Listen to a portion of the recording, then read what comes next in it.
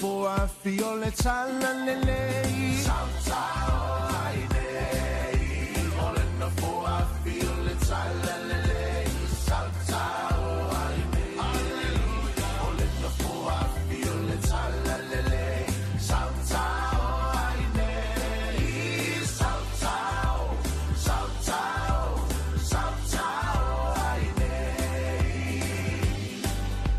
Ele alo ai se tangata whaia ngā Saltao ai nei Ele alo ai se tangata whaia ngā Saltao ai nei Alleluia Ele no fua fie anu I le laki Saltao ai nei Saltao Saltao Saltao ai nei Abraham tama malana whanau Ua toga tele nau nau O amu foi leisi, o oe foi leisi Ia vi ia I le ali Abraham tama malana whanau Ua toga tele nau nau O amu foi leisi, o oe foi leisi Ia vi ia I le ali Alima tamatau, alima mavale Avai tamatau, male vai amavale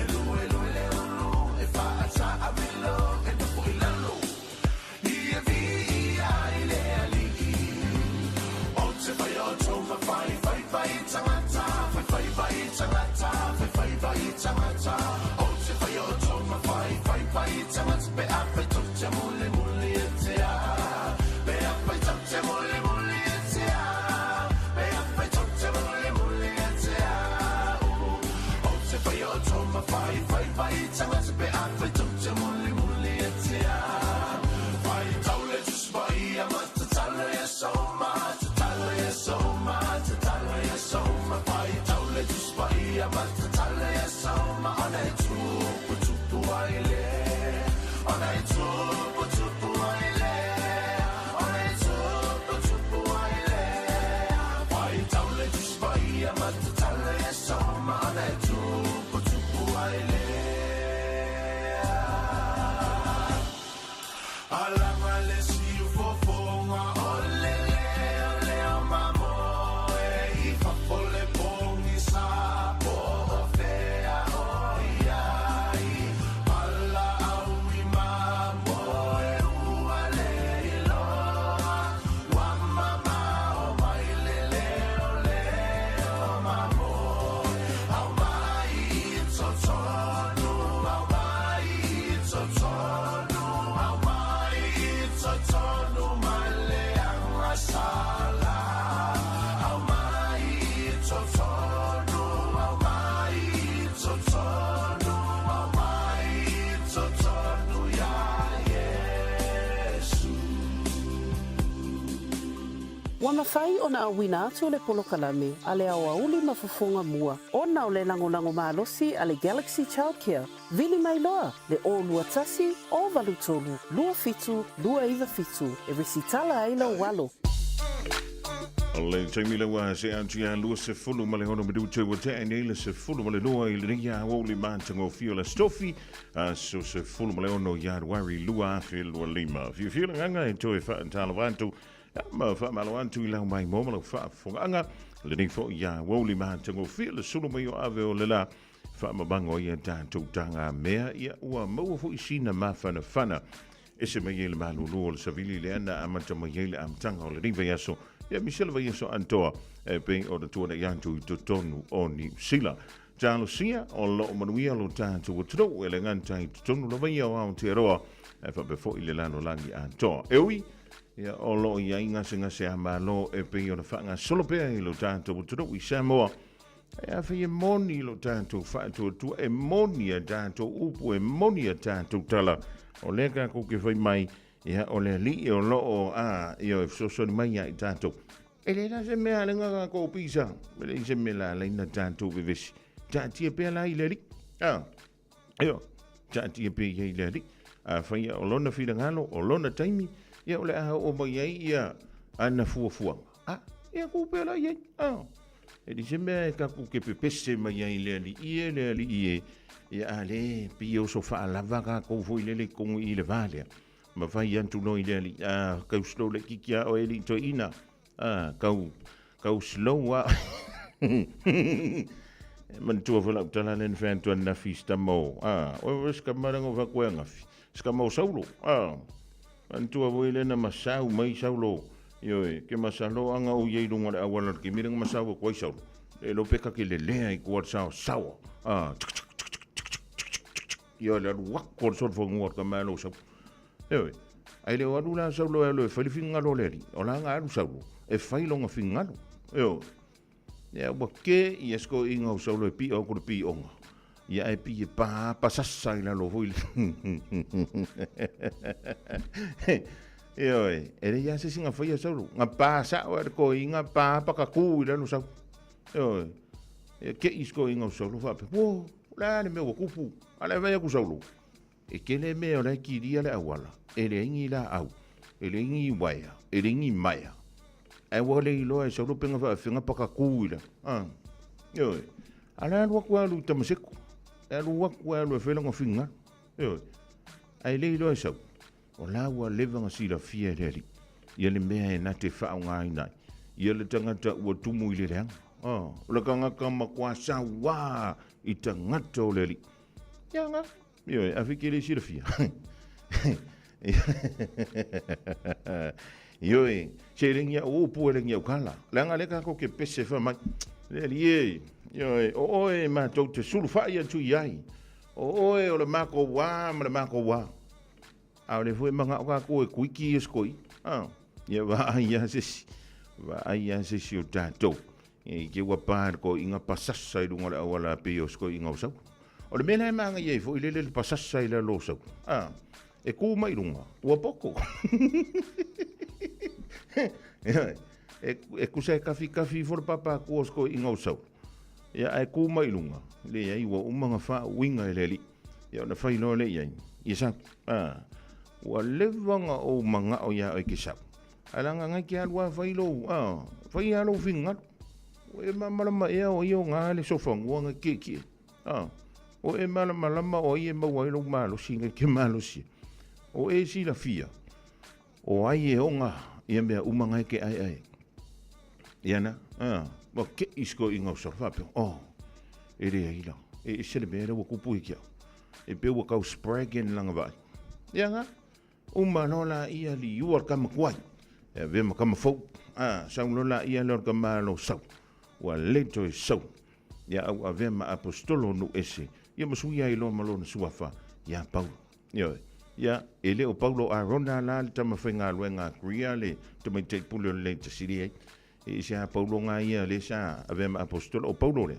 Ia o le ave o ia. Ia matanga te whainga luenga. Il compagnia le tasi na i Queensland ni matu. Ia pia tama te wanto le ua i nei New Zealand. Ia le foi e sau ia whai e whaua siona whalitua. Ia wal tofiana o tanto. Li tumpale o tanto te maa.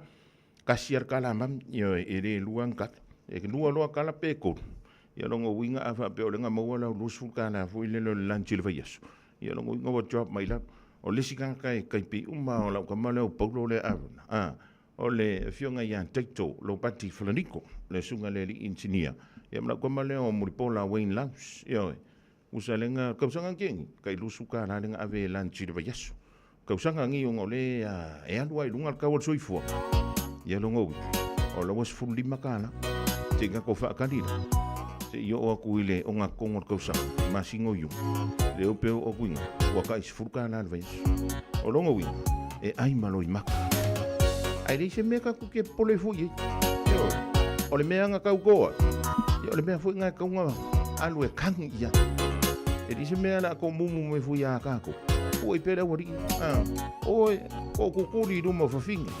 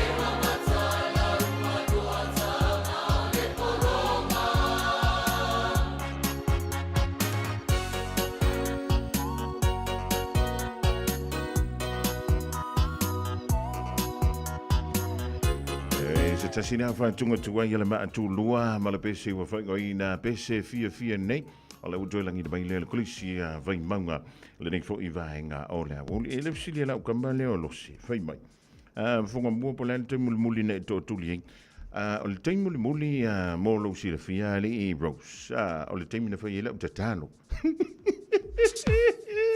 yo ai o se upo se ko kuri pe o la wari ia se i ofsidi le fionga le anori po le ana kai muri nga ko kuri nga ye awa pa wanga kai mika ko kuri kai ka o le te mi fe la tantano e o tele no po a me ko ke veve si mai fa talo fa anto le fionga le anori ile li pole o le tau mala udanga le jima ho se oro si o tau wala tai le tolu fu tau sanga o la tau fa talo fa anto ngal mana ma lo fe fa ma lo le tau tele lo ya rose pole al me tau fa fangu mai e fu au me sa fa ilasu le tulanga nai lo sila fia le tunu ai foi tele to tuli New Zealand nai sa mo to tuli ma lo le so fu man wia te sangi ma foi la tsalanga le tu la le as ma lo fo la ma lo le tau tua tunu ia bi inga lava foi pe le li lo so fo tau tua si o la vai ma le tato po kalame ile nei foi ia o le tato radio sa mo ma lo lava le on site fa talo fa foi le pa ia la sa mo le tu la le aso malo la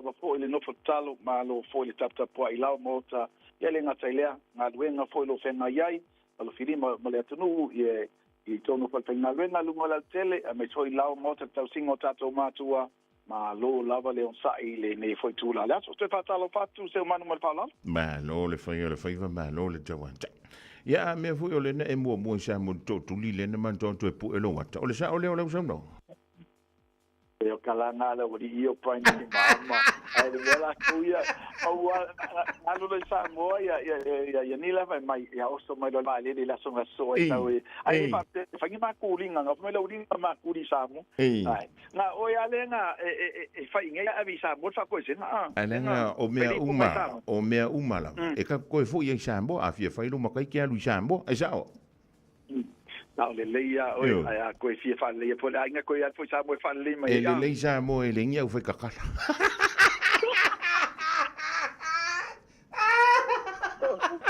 o se mata ni tana no o va la val fa kakala me ka yeso ya ai ma lo le ono sai se o le vitability e te ona tantu sa ili le mea e mawai le to fi mali e mawai le fi le mo e matau mawai sina fia ya ona ele o toi po mala ele tulanga pe ona ele ka singa se malo ai ka ko karango mai i se me maua se ka ko me ai karango mai le me maua se ka ko kupe ia maua se ka ko ka e anga ko ngunga wa i mata ngo fielo finangalo e sel mata ngo fielo finangalo ya wa ole mele fa ya ele fa i fo le fa ele a tele no o ne e to tong ye ta to le tau banga ni na uga fina wa pele o ai ka mai ki pele ai ai vai ele fitalenga se man la e usua ye eku lava alu le bochea ala e usua ne ma wale se le ni mal me fala wa ta mai tia man ole me ta walena va io tanto wa no ni ti wala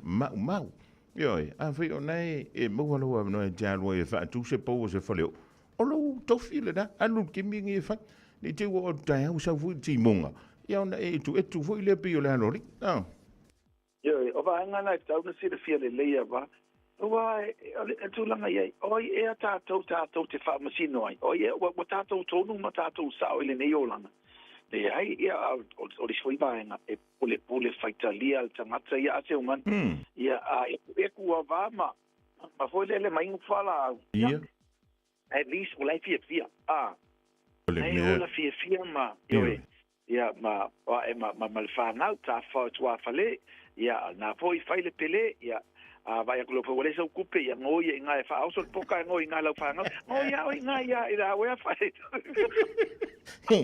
we ke nga o ile fale o le skanga ka wa ke sa we ki ya se vai ya ngoi nga poka nga pe ngoi me nga se poka ti wa kai ka mai ke tinga mai ko me fole fa if you just do what I say oh you go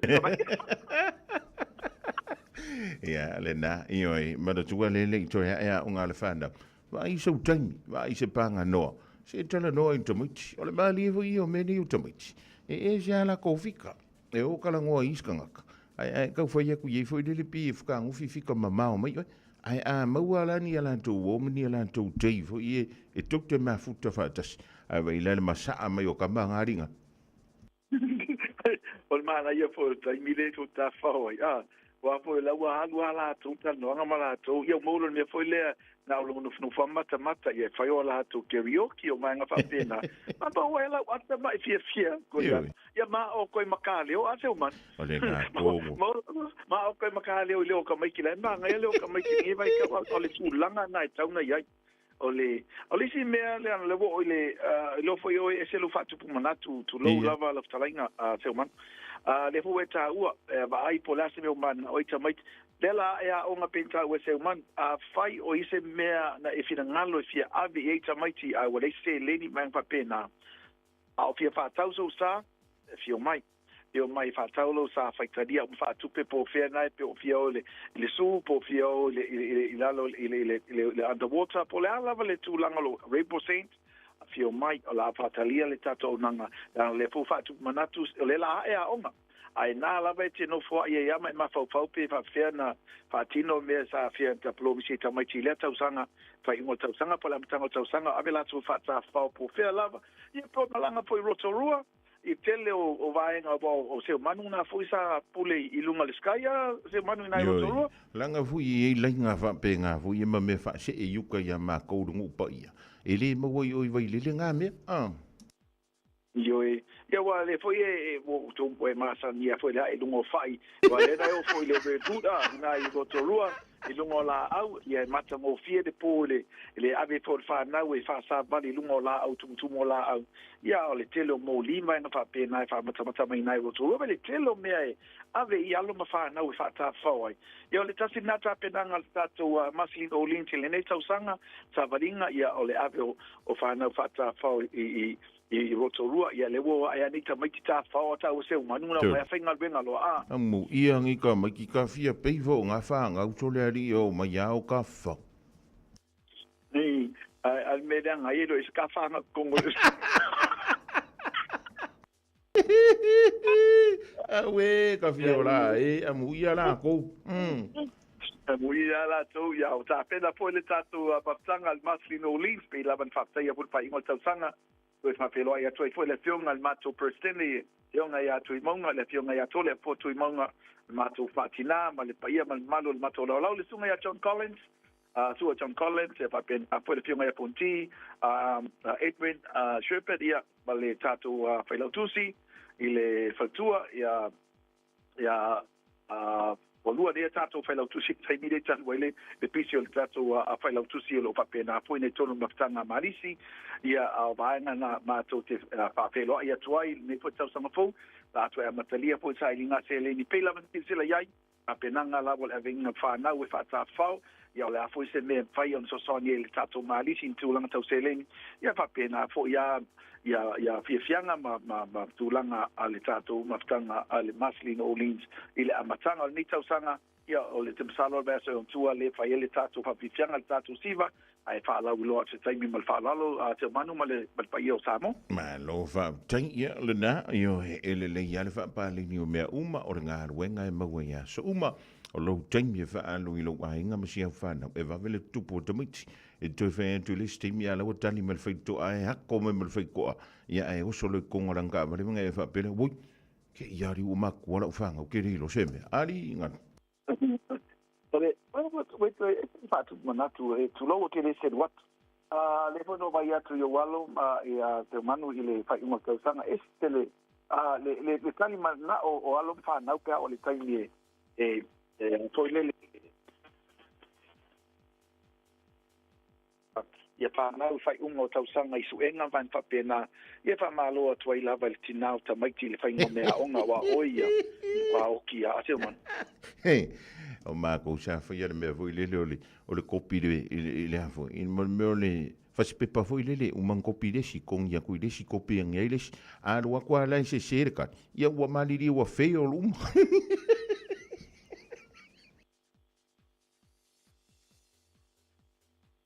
la ku le la inga foi le tempi foi le la ku mai sare ai ku mai ku li mai ave ku is mai o kali ku mai ku si mai ku li Ko sana. Ai so le. Se pe pasu enga lenga study. Le ye karia. A mai lo mar su enga. E makwa e se fe si le sa wo. Ia al wa kulo. Ia o le se ngar ko kas. E o ki a ko uma ia le kopi. Ole ya ai o ile ka kire ko fia kal ngoi ki ko ku ma sia fakasi fasika ole au pai homework ga sai la so al kongiat ole api fai male homework ya pai la po ko anga ka mai ale wo kavalea ya ka le fai me au ate man ya le na ya ma no le sua ma no le so ya antono le wa mo fu se fa siringa ma lo simol pa ia e ma lo le tanto tu do tanga e a fea ya me hanga i tu lo te lu filo e mala loli e wa na wa te le tanto me lo fa so a ka roto rua oka o le matangofi e se foi lau ai e se foi o langona pe a e no foi roto rua mo se aso se tas ia po na ia so e lua alu i o i ngāre menga ki wha se e mai ito maiti o na tō wole i se vai tū loto whea kula ukala a pe ngā uma vai yuka ia mā kouringa Io e pawale se senga o vai o whangai o tōuma e mo i mā lū for tō vai a ole o ko kāmal Mara wha apuku ngā mura iai. Malu ai o ko kapal pala. Ia, malo, o ani si vai ngai hao no si le fia fu ele tanto utru. O le mea ka ke ko ia ma fai mo ia ka ko mea. Nga ia sa ili so sa. Ia ma se i tāru sa. Le rope ki ia wa mau ai so laki le ia wa ulimal nei vai aso angat.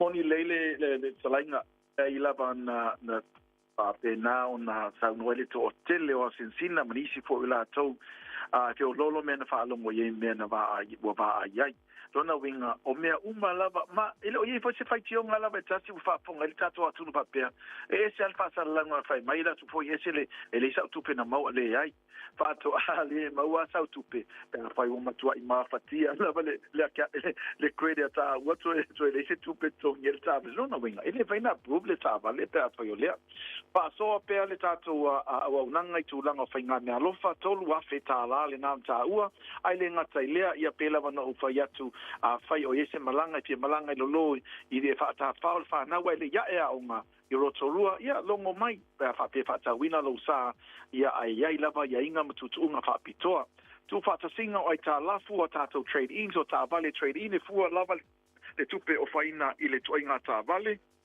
au sanga kilomita ia mal condition o le ta vale e le fa pe lu su do fa fa ta wa ta vale le lima ile fitu tau sanga talu wai ia na fa pe la ile ta wana lu su do fa to trade in ai lo ta vale le ai e manino lava me uma msila fia ma yel fina ngalo malama ile ye fua na il condition o tau sanga o ta vale ia mal kilomita lo yai Tele nisi o unanga nisi so sani ya tioi na fo Silvia de fiona ya twala ya pole talinga fo ya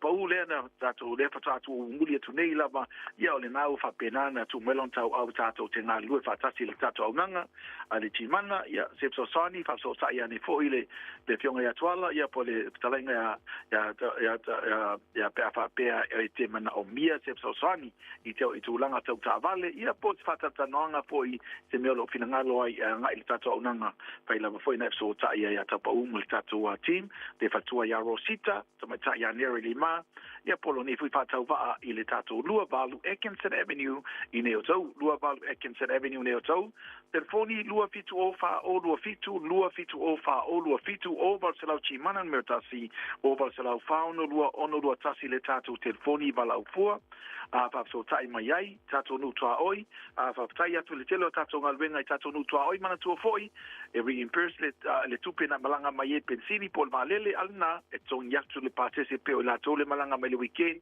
pikina la to sa o lo tonya la to participe e malanga mai ai o nei vaenga na fatino mai lava le tato unanga le matanga o tautua o lo o fa au pea mai le suia lava ia vaenga o lo so son ye le tato tautua tele famtalanga na poi fa so tai ele le ftalinga ya te umanu pe afa pe ole mo mai asi so ma u to pau a te uman ia ona mo mai la le o le tato wa unanga monis famtalanga e mo tai nei fa tai tele la va uso tu lo vai ana swafa ia no le nei tu la ia sa mo la tonu pele anga lele atu ai fofanga ma kiute o la fenga iai pa soi foi ia. Soi fua ma ia manuia le fionga lana li le pula le tau tau lau nanga le jima ho se oros be umala vai lima sfulpa sene ala ko misi le tau tau me le aloli ia o te pot longo mai pe a vai o nai fia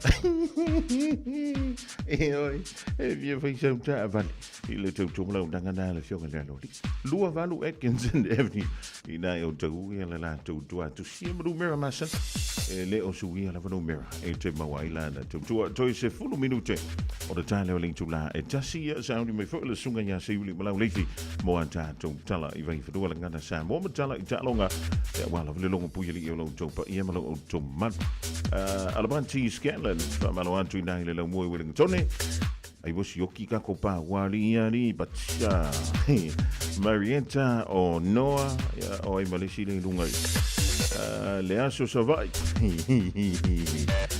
pauanga ola ukala ya o ko ke fi o fa msingo o la ke mul ngo totuli o le utamantua o le taimi no totuli muli o le taimi sa fa yela uta o te leta o antu po nga fea ai po le fo le taimi o le alas o le menga nga ma ua manto ina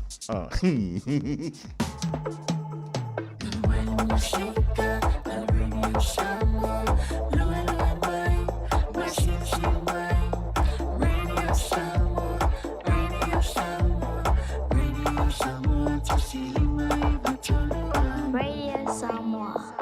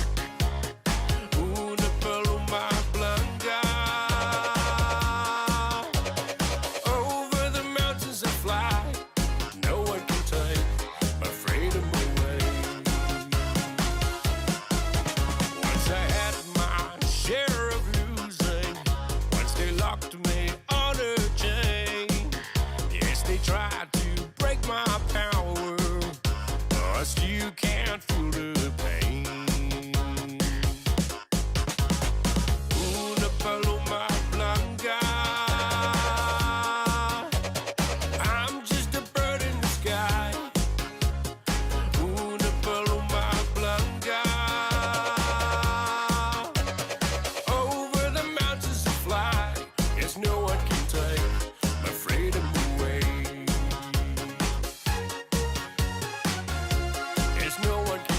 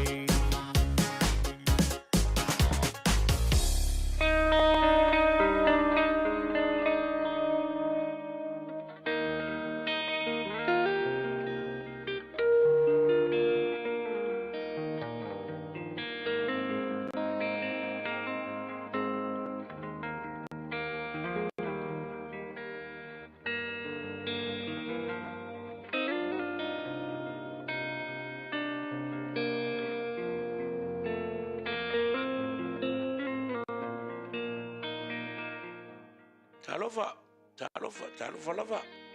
O pongo tato por kalame o tau mo oe. E fai tau ina ai tu se la apostolo Peteru. Lua Peteru tau Petolo on fai pesfun malvalu. Mai tala la apostolo. Ai atu tupu au tau le alofa tu noa ma le poto i lo tātou alii o lo tātou whaola leo Jesu Keriso. Ia te ia le vi inga i ona ponei. Mai o le whaava vaulava. Amene. But grow in grace and in the knowledge of our Lord and Savior, Jesus Christ. Tala lea tala la apostolo Peteru. O lo whaasafua mai iso se tangata ua whaola ina. Maua ia talia ina le ali a vea maona whaola. Grow in grace. Ia tu tupu i le alofa tu noa o le atua. O le whauinga ina le tangata eleni o le alofa wha le atua. Akape. Upu eleni o le akape. O lono winga. Unconditional love. O le alofa e le fua ina. E le ini o na ia inga taua. Le ai. O le alofa e le fua inga i lo ulangu. I la ngana. I lo watamai. I lo tangata anu. E le fua inga i lo malosi. E le fua inga o fianga e whanga uai. A oilo kupuanga. Le o le na atura le o le atua. O lo na alofa e le mani finifi. E le uma. E le vai vai. E le whaionga mawai. Le ala e whai mai la apostolo. Ia kako kukupu ai. Inga ia mawhai. O na iloa e le larolangi. E mongia o tātou o na so. O amai oe. Lare ko inga alofanga e ola i kongo loroko. O le alofa whakamaa, lo kamaa polo ki ngā. Po le alofa whare uo. Le ai. E rikei me umai. A ia tupu le alofa whale tuale i te tonu o lo tangata. E mawhai ai. O na rua o la whakasi. Whai ngā luanga whakasi. Ngā lulu e whakasi ma listangata. Kusa peke le fie fie ai. O na rusafo Yesu. Lord bless your heart.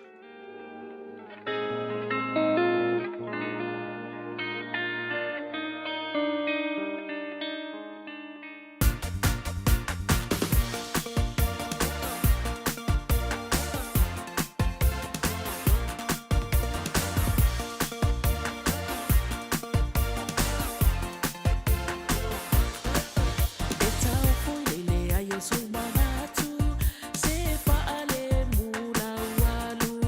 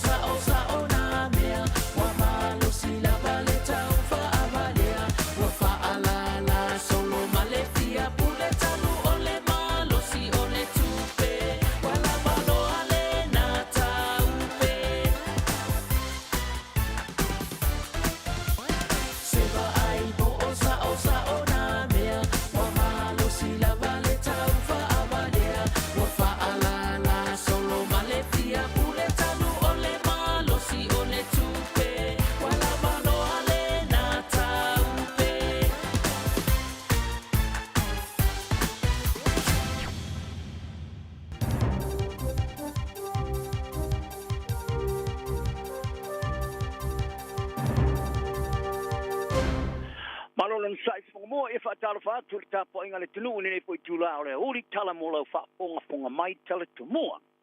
Sei si foi tu inga ngoi fa sanga le tama tai fai pule mo mo le party le Greens. Pepe mo o fano lo le televini ni sila te mai ona folo ina le pipisi a November. Ta longa fa fie ina le kapteni la ukil kite tama ta ila lo sumari tu sanga sta mo. Ina u qualify mo se te mo fa fonga mai fa lo telino ni tala. O se si foi tua inga ngoi fa lo o tu fai fastanga fai pule mo le Greens, Coloration, Power Man, e pona yena mam anga le toni sila. O le tua inga le ngoi sa ri mai supermarket te Pack and Save Royal Oak, e o kilani le tau fai ngoi tau sanga tu wai. O le tua inga lo fai Jesus mai ngale o le pona ngia ni si foi ri party, e ulava e fai lo ina li ngo le te mata fai pule mo. O le pilisa fato ai Caraman, e kina e seisti fasalanga le ngoi palolo mo moatu. Sa te ena le whaamisnonga maulunga e o kilani a o ke topa. Ia uni sa fasalai Caraman i morianga e whaoring o i o lava lava fasalina ili se ape on te lau ta lava. Ma le isi lusa lau on sifu ta la whao popo ri tongi le whaamisnonga. I le tali fasili sa whaari ai le leo, o se whai tionga sa whaato ai le ngoi o lo whai Yesu o suenga mai le tau whai unga le tau sanga luafe ma le fufa. Hala tau te le whai loina o le whai tionga e whastanga i a Caraman. O le compania le Foodstuff North, e ona ina supermarket le Pack and Save, e le whai ana whaari i aiso la tu manatu ini mata upu tau i tangata, tai tō tasi. O se pepe o whanau le ola e mafu o mai le wha mai o le televivini le vai taimi o le Jerusalemasi, o whai longa i se ua i ola e whanau mai, i le wha mai telu mai ona fola pipisi o le wha mai initial name. O le aso sa folai ele li whapitoi vai la au tong tinga whapo mai ale matanga luenga, ale te whatu ora, ale soi fua maro loina ni sila lea, Dr. Matt Reed, i ale lua i ola wa whano i le pipisi o i nei le televini. Mai e whaari ai, wa tili atu ona tā ua le teimi nei, na i lo seisti lava teimi, i a wha mua tu i pui whaasanga le televini, e whaia. Ta i ave ana wha mai senga i le aingo le pepe o whano le ola mai le wha mai e malosi le tele lona pipisi. Paadia Dr. Reed, o le tasi o le ola e whano, o se poi numero tele. Ma o se ulua i ola o whano tonu mai ona amata wha maunga i le atunu o au le pipiso le televini i le aso lua sefulu November. O ia whautua i nai tangata le tā o telo le tilo ana i au ngō le televini, ma ia tā pai nei tina mai tanga, e whai o la tutu i poi. O ofisa o leo leo i tu malo New Zealand sa tutu lai piti le mu mo se minute tasi le zona na vi. E a mana ia ma whaalo longi ai sa tasi o la to uso a leo leo le tamatai sa Tinisinia Lynn Fleming. O ia se uruai tamatai leo leo ua whano le soi fua ni sile nei au whatino ina o na tuke. O le solo whai anun toi sauninga Nelson pa ma vai atu ia tia. O le ripare mia Christopher Luxon o lo awa ia tu ai ile a inga o le tamatai leo leo ma wo. Pa pia fo'i ma le minsta o leo leo Mark Mitchell. Le tamatai minsta lango leo Casey Costello. Le pulenu o Nelson Nick Smith. Ma le tamatai fai pulo Nelson Rachel Boyack. E fai tau se lau ia leo lo fata siat fo'i le sauninga. I au fai ngā ranga matanga runga leo ma isi tumalo. Wa awinatu e ngā rulua i Nelson. Awa iatu leo i le toi sauninga o le tamatai leo. E iai fo'i sui o leo mai Australia ma Amerika. O lo fata smai le sauninga. O Lynn Fleming, sa ofia i leo sa petolo ina le whaatawa whai Nelson, e le teimi sa soa ina i stangata e le taawale maniloa, e le aso le tosa pou. O le tamatana vo e sumra le fitau sanga sa alato o sfaia ma isi to tolu i le whalolo te mane maari o le Michael Hill Storm. Ma soso lai ma te mane maaro e tusa le tau ma le tolu se lau, fitu ma le vanwafe tala. O ma whai neo na ia alofia le anu wharepui, ina wale toe awa i ni whawhi tauli, Masa lango malosi mai lo na hinga.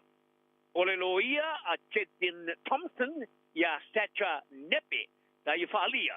O le atama o sima le manu nei teo sanga ua whaama mao man whaato sinanga leanga te lu mai lea taimi ma ua vea nei masi tamā te le vau. I le tae au le turusu taso a aprilo le teo sanga te luai.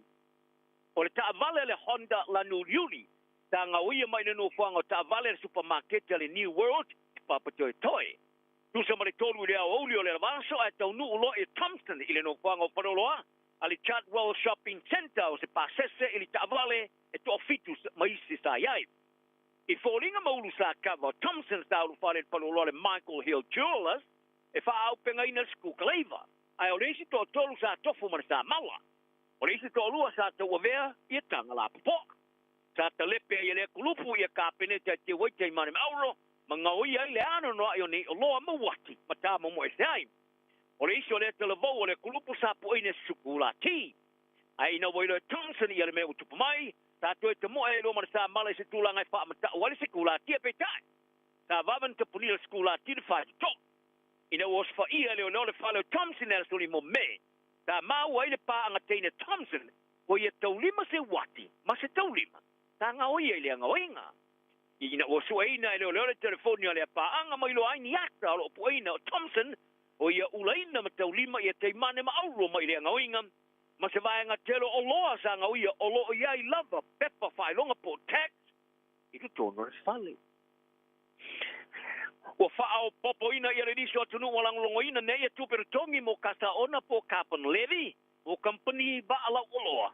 Ua whaao wawa na tapa ina e motu le Pasifika e tupere tongi o le se lau lima sputala Amerika ili tone tasi o kasa ona e whaamatu ina ea. Ai o isi atunu i Europa, Asia ma Afrika o tapa ina le wha ai titi ato i e tupere tongi.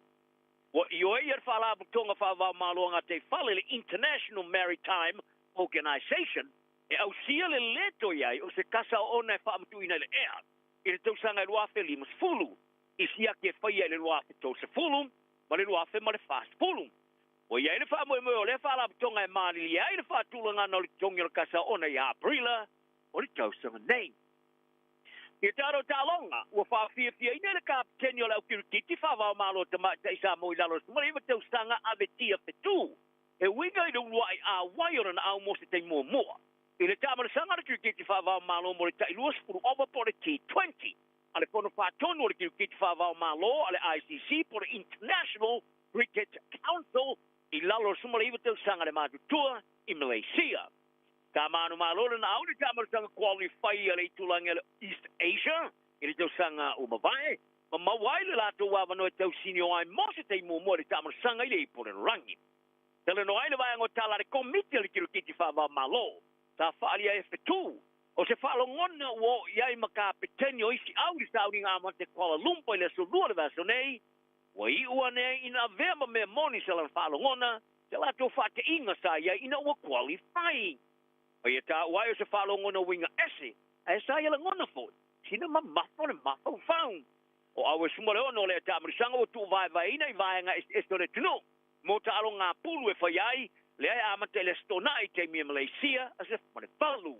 O Samoa o puru whaatasi ma New Zealand, Nigeria, ma Afrika, South le pulu si. Le awa malanga tune i Sarawak, i le moto Banyo, ai o le pulu pi, wa nga iatu le itu i South o Johor, lata tua o Singapore, pulu a ma le pulu pi, o lona no foi pe tua to le taulanga. E mo ta alo Samoa ma Nigeria le lato pulu, to so o tuai ma le taulanga ma Afrika, South ai le taui ma New Zealand. O le tamata aro la ukirikiti liki ala kiwis a New Zealand Dylan Brown. Lipo te anele au tilo ni whato sinanga manisi kala politi e amata mai i le luafe ma le lufuruano. O le pūrenga mo le tamata alo whamautu Parramatta sa i Melina i le asonanafi i ni kalapu e whaono tō sina i le tamata alo sa moni we. E ulawa ino na mana o ino foi pele Parramatta Eels te i aulia le luafe ma dosu tasi. O le atama e lusu marwhatau sanga sa olana i whangarei o li potia sana whenga inga tula lata ele miliona tā la. Ma se awa noa o tu iai nate tu ua ele Eels, a ele yo o le whasolonga se puru o le tāmarisanga o le nei tūsanga. Ina ia whamao ni ailo no foi pere kalapu. Ma e salava pe nate toe whailo ia lea whiwhilinga e no foi pere kalapu, a e tawau, ele no foi pere se iau lia le lua whamatos tasi. Te potia ele lo minga le Sydney Morning Herald, o le pule o Brown ia Chris Orr, e fai tau masina lo whauau whiutana inga malekalapu i se tau mawhainga. E ave sea le vai ngore whenga inga pe tai ele i maua re kalapu se po. O i ulai o le tau sanga tolu ai sa wha maro loi Brown mo le whata alonga ma whasala ina le pastu a vitala. Ke le pule ngā le NRL. Ina ua wha mao nia le moni o la nanga sanga, o la nanga sala. O le tango i susus ta maatai tulo e unoma sana ioenga. I le whanitari malo o le Golden Sheaf Hotel i Double Bay i Sydney, Australia. Ta tau kino e Brown ia mori anga i lua o le tango wha malosi ili ta maatai. O le tau sanga i lua whi mare lua sfuru sa whaelo i e Brown, Nuna whanau naunga te alo mo le All Blacks, i se te muri mai, o lana tā leni. O le tamātai te alo te nisi saina i a Sheng Queen wa avea mai ngoa la roa mo mua tu muri ase ma le tāmarasanga te nisi tamātai al Australian Open, Australia. O le tamātai sa mana malore te alonga na Olimpeka sa pāteia, ele tamātai o na whato ilarina le tamātai a Laura Tilcommand, o si a mani le la talonga de Ponapo. O le tamātai whatulanga ina mua Ariana Sabalenka, Peru, a waia tine i leisi whasolonga o le tāmarasanga. No Naomi Osaka Japani, o lo whamau tu Amerika, tai a whato ilarina i Carolina Mujova, o Czechoslovakia, mai o le awhitau i nei ma Belinda Panic, o Switzerland i leisi whasolonga. O le tāmarasanga ali, o Novak Djokovic, o Serbia, wala sia nelis te petele le anga iatu leisi matatea na te ausia, i le lua suma le limo champine whaona mana maloi, tāmarasanga tenis te tele po le Grand Slam, ma le whase fulu tasi, o na mana maloi tāmarasanga le malaya le Melbourne Park, i nua whato i le loina Jamie Faria, o Portugali. Tala nal ne yaso, fi le mu meo matangauma, so i fuia.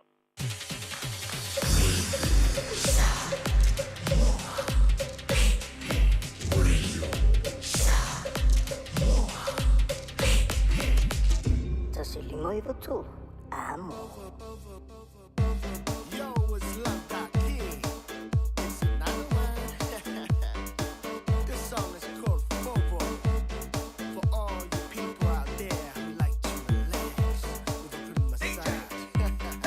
So we Fobo mai la kaulu. Fa solo mai I la kaua. Fobo mai yo kau au. Fa solo mai I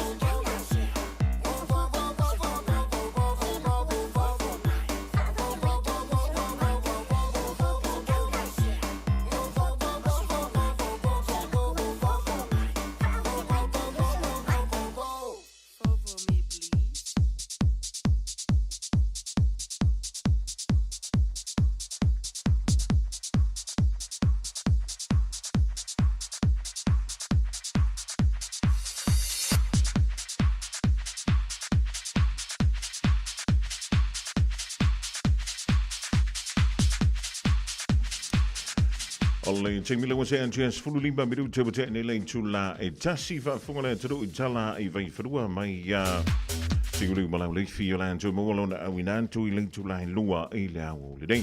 But tasi mai fal tua ia eni o le tau tomala unanga lea ala ka fu you talawa eni manuela tau sanga fukua mai o le fal tua.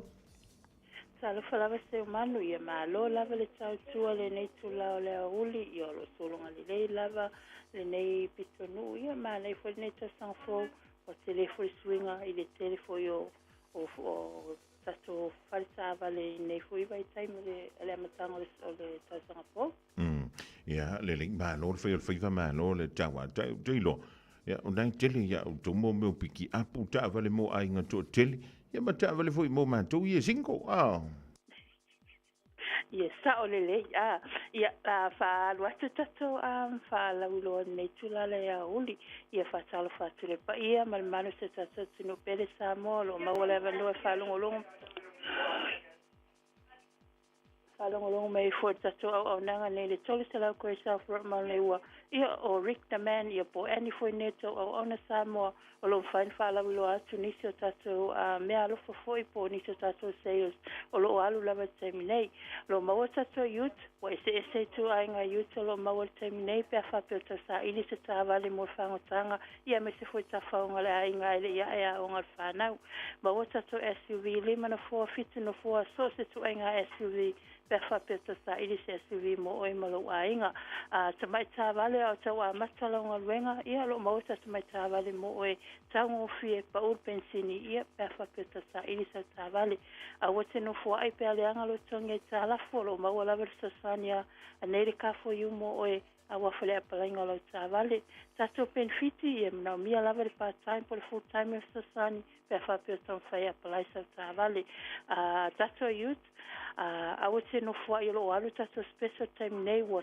tumo tato ya ia mone telo malo da tinu o lo tau fai sang fi mai foi apply YouTube mai mesu tato SUV ia wala ino a onga whanau i se taimi o luma le leitong e tala fu mawalo le so lai sene whana master sosani e fule niso vaenga o leitong e tala fu a le se lai sene le leitong e tala fu ia lai sene ia master sosani lava so se vaenga a whai o e whalongolongo mai o e mawatu maukilani mawalo o no e whaina apply me lunga master Facebook page le ka for you ia e fai foi master sosani atu kiliva fuerza vale lumalo mauta pe fai famani ina la wapalai na o nei level ka for you po Rick the man in final sosani mo o so slava se tu ainga palai timna palai elo ta vale tato me alofa cashback male refill in fai level sosani atu ia pe le matato tali o tato palai matato finance tala tato fata vale mai le iva le tai ole sono fuose pa ia le so nai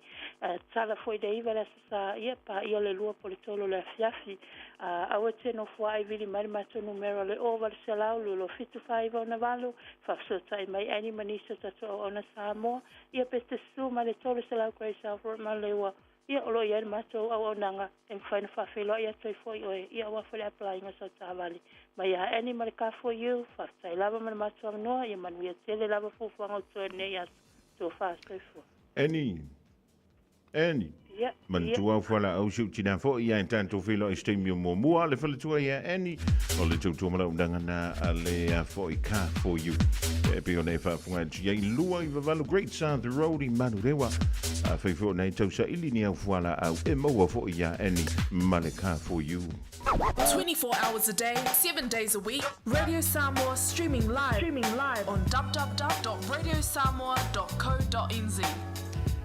Alawa se antia lus flui ia so fu ia lus flui va se fulu maliva mi tu te ia le tasi le ning vaingola woli talo fa today kala stitching lo so ia Terence Hankin ya malvaingola ma tu mi le ning vaingola woli le to fa ia o pa John Passi ia ola fu isu ni na ia fuala au te mo ia teito lo pati falaniko me ta u fuala au spare ia pe afa nei tau tinga lo ma fo fa Malepeni sun lalai mulinu e tai tu pito ia pia si yo untau langa manaya le fepula fi mai le sami o ta uma fetu le langi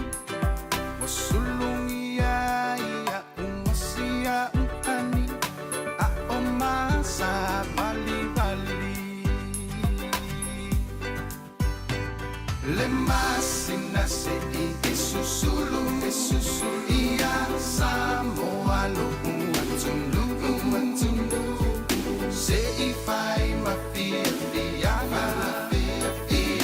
lana tine matama olo si vai ma pepe se matata la to ulele na o mai vane la lo oleni na o a umasia upele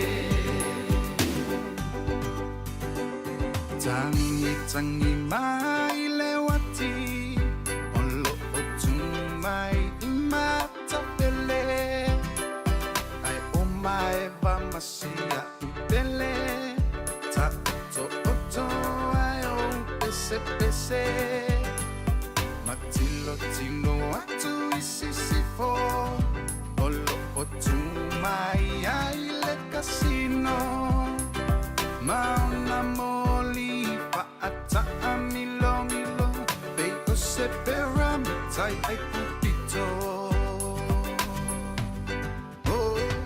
Le masina se I susulu ia Samoa lo umatulu Se I fai ma fia ia lana tine matama si vai ma pepe se matata la to ulele na o mai vane la lo oleni na o a umasia upele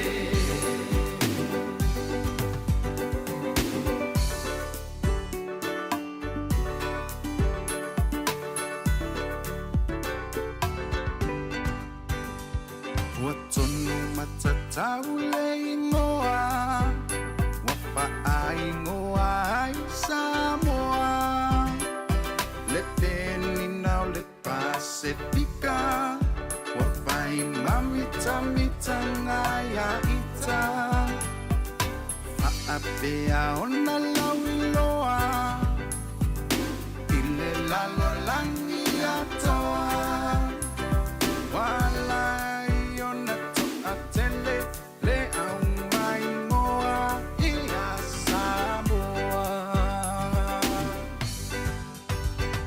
Le masina se I susulu ia Samoa lo umatulu se I fai ma fia ia lana tine matama Olo si vai ma pepe se matata la to ulele na o mai vane la lo oleni na o a umasia upele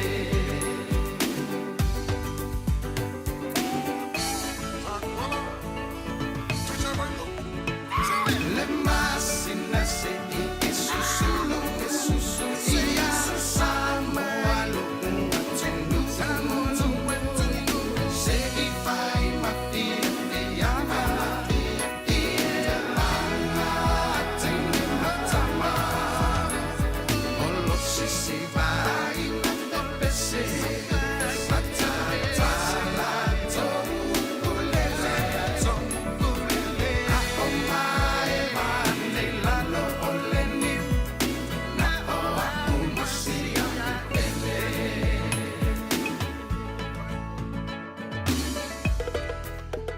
Sifong Malina leli o Benjamin Bentana il rivango la uli le pesse le masina se e susulu ia Samoa lo uatunu e wa le susulu la timini tal si la sulu I Samoa ia le masina I le poana ni pe ata tu boblia le lo famanga le ni o le tua o le solani tanto te fia mo sin tala fia e mau te fia vai lo atu le la tama I fa tala fia le mo tanto pe fa ne te fa no au te lilo football o le ne te fa no why is your fa no is happen today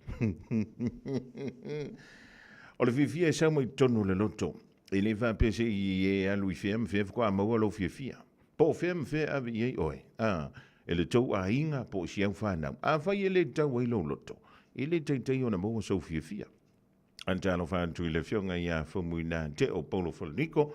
Eba befo i ala tina i a sieni. Antono le mafuta mai le tātou tautua i le ni vāingu la wuni. O le winga o lau tala. Po fia ma fea le me ave ye oi pe fia se lau tala tupe avantu i antoi. A whai ele tau ane ai lo loto ma lo fina ngalo. Ele kai o ngai fia. O le me vuina ano no fo umi nei le toi ina ma le lo matua mai Samoa. E whamai tātou Klei loa ar ko inga pole ana mea lenga fia wa veanu i Samoa. E alanga fia anu le koe inga. Ele o fia ingei. Ioi. Ua masani ia. Ile ala po ile tai au. Ile Savali Valley o i lona maumanga. Ile Savali Valley i lana tonga maukengi. Ile tal noa yan tamato. Ioi. Ile loke aku ioi o fua o fa ele leanga. O lai e Samoa. Pe awhi o le koe inga sau mai Samoa. Ia fe vola le toina me Australia. Ia wa masangi ar ko inga ile me ka ol fala aina. Ia po le menta o le mango. A waka ko ke fosia ngai ko inga malo o mako. E no foi me o lo dato no pia ia. A nei te vai etu. Nga uma o singa loku, uma singa ki, alu le poku. E ala nga alu le poku. Ele o fai antu sa o ia te auto. A me o ia la wa le vanga fia. A ala nga alu le poku. O la alu o koi, ma fa solo i o lantu maufufu. I le toi fia o i Samoa. E sa o ka kou le whanga wili si tu, o le wha mai tātou. Ia, e tawana no fui nei o le, mama. E sa, ioi, e vai fuila. O le sa o ngā, wai e koiloa, wa kaure ai. Wa kaure karangoa. Wa kaure fia alu se mea, ke fiu e whakuye. A langa ka o koa. Mai rea i o oko, o mai e. Yang era kunole e oki. Foi lo le marca ko oki fore. Ai longa ri ke ruai lo ani pe ngor ko ingma lo mo. Ai longa ke ruai lo ani e fia fe ma fe kana ku pe e bla. Angai ba we te melea ia u nga luenga wa fai mo to i no le lo mo tu. Ioi. Ya nga le upule tele fia fa longo ye. Ole o wa ia ke oi. E au mai lo upunga ko inga malo makua. Maybe ele tupu nei. Masalo ele tupu nani. Ai ono tupu tai au polo ves fopo se aso ilu. A ole vea ia ke lo ka ko me e mau. Ma me ole aka ko o ke fa pengar ko inga malo maku. Ono ile au wala tala noa ia. Fa ia ba. Mali dia o ruanga ia ma ku fo. Ia po el toina po el no matua. Pe mali me yellow finger. Wālanga mako ngau koe whaile merea. O le leimo oi. O ke o fua au pēwha pe hiesta māpo stina. E ita le nā me tala noa tuai. I lau tala noa lea. I se awala pito silio na mawalano. I lau voice. E kango voi lele titi i lano. Ai kango ki runga lau leo. E renga ka i e lau leo. Ia pika u leo whawhinge o e pe usio to fine ya Bernie. Ia le pole no i nai Mount Albert. O tefo ui le leva e le koe o koe whantalo wha ia Bernie. Ia e na o se tu alalo. Na o se tu alalo e tu antu o tawhalanga o teilo. E tele o tātu ainga. E mawar ko inga mea nga. Na maua o le manuia, maua o le ringi o langa. O na whampea lo lea. E rei o a u le ua mafuaina le lei le mantu ainga. O a u le nei wa tu matila ai le mantu ai ngai lunga o le maunga. Me mangkua whare maunga la le la au tūtas. Nga ika le maoli u kere no pola le me ngai kai aru aku mare i afi pingi la au. E reo ko inse la au runga yo. Nga le mol meol pousi ma umire kua yo. Ia nga, e whape nga fui leo langa ni o tātou. Auangi o ka kou vave. I lo tātou vā, mau tātou mātua. So se mea i le ngi yola. E iai yala, e tātou te uia. E fofo i whawhi tau. Ai le whape o le maua lo singa mangongi. Maua singa i ngoa ma singa suafa. Ia un kako whape le. E rei oa ua le ma. Au inkau sia o e reiva ma singa rigams. Ia pore ongo oi, pore fiku ma singa, pore varu ma singa pe a whape o ringa. A o inga usia mai o e kasi anga ile rua o kausanga anga ile kou. Whama lima o ngā kausia e oi. Si whai mai ngā nana o poko moko. Se isa sa anga mai la lau ako ponga rika. O inga a vea o e fofo sa mo. A o inga whai ngua lau penkolo. O inga whai ngua o le me foi lele ka o le valu vi. O inga mama kua u misiruki. O inga nga mama kua u faskaro. Se le ponga le o kako. Nga kauma ngongia. Ke lo le mangu le o le pipi. Leanga le mangu e se lolo. Kusa e fei kai kere kako le tino le pipi. E tau le isa nga oye. A o lona siu. Ua a vea lea ma tātou. La foi le upu. Le upu foi le favorite. Eoi. Vai la siu. Nge ke ua fefeki kele. Ya ke ua mawai o se fanga me me. E le fanga me me i lai lalongi. Ai me me i mei o le ko inga. Le ko inga renga pingia Paulo. O ia sau. E leo Paulo aro na o sau lo ke vai kua. E o le tana. E ala na ufa yetu. Le anga ufa alongo ye. Ua ufa alongo tele ye. Ye ma ufa pea. I le ka wanga wa kusin ka mai kana fuile. E na tantia tu o tafa. Ya mai le sau i lumang yo le upu le ke fefeka. Yo. O le upu e ama ka le makai kusi lea ia ile mfale vo ile le fia ka mai kio ye. Langu sama vo ile nga le makai kusi le. Te le te no fia ta wala na. Le nga ile se upu le nga upu. Ya fe o ngai ke fa no mai vo ile le la ukala. E bi e pa ngi vai ngio. Ya ku ngi do ngam. Alwe fa ma lier ko inga ma le no maku. Fa ma lier yan. Ma e fa yan tu yan. Ya ba li lier o ru. Ya pe ma lier vo o sho ka ma lier o sho tina. Yo lunga ole o le la vo le mano longa. Ya ma le la vo fa so ana ngana ngo vo o min masing. Yo la vengo wanu.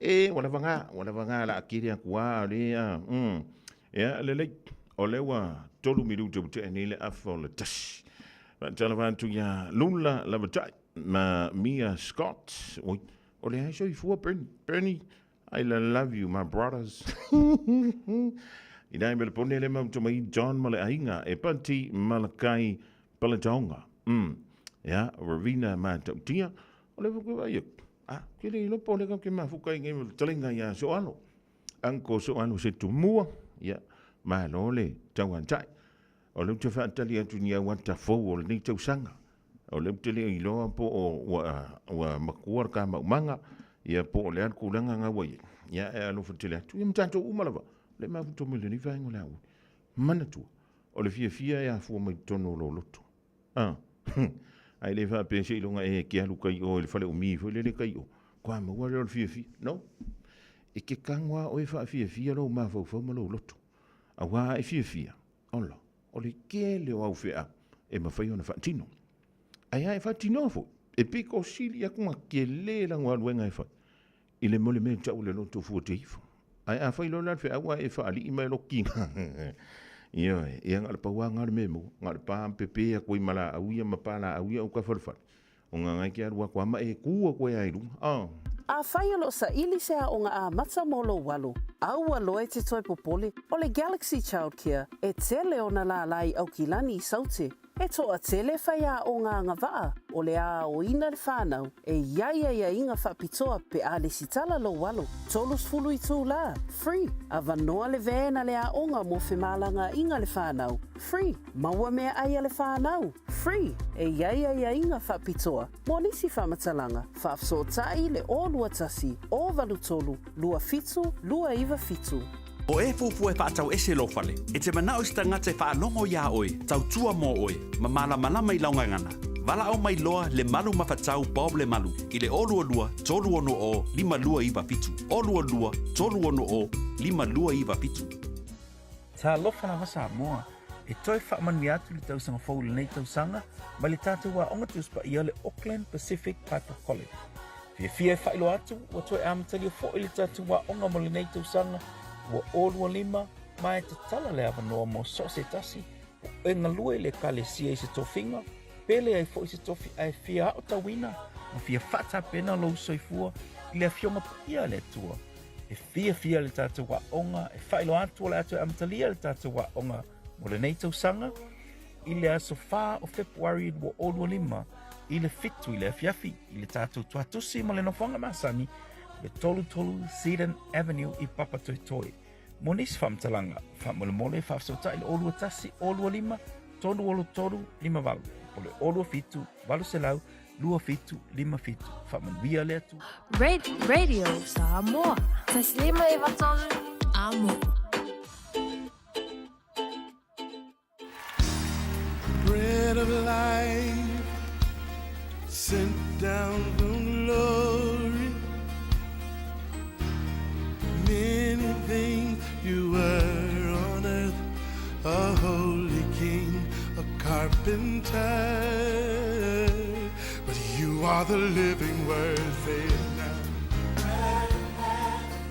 Come on.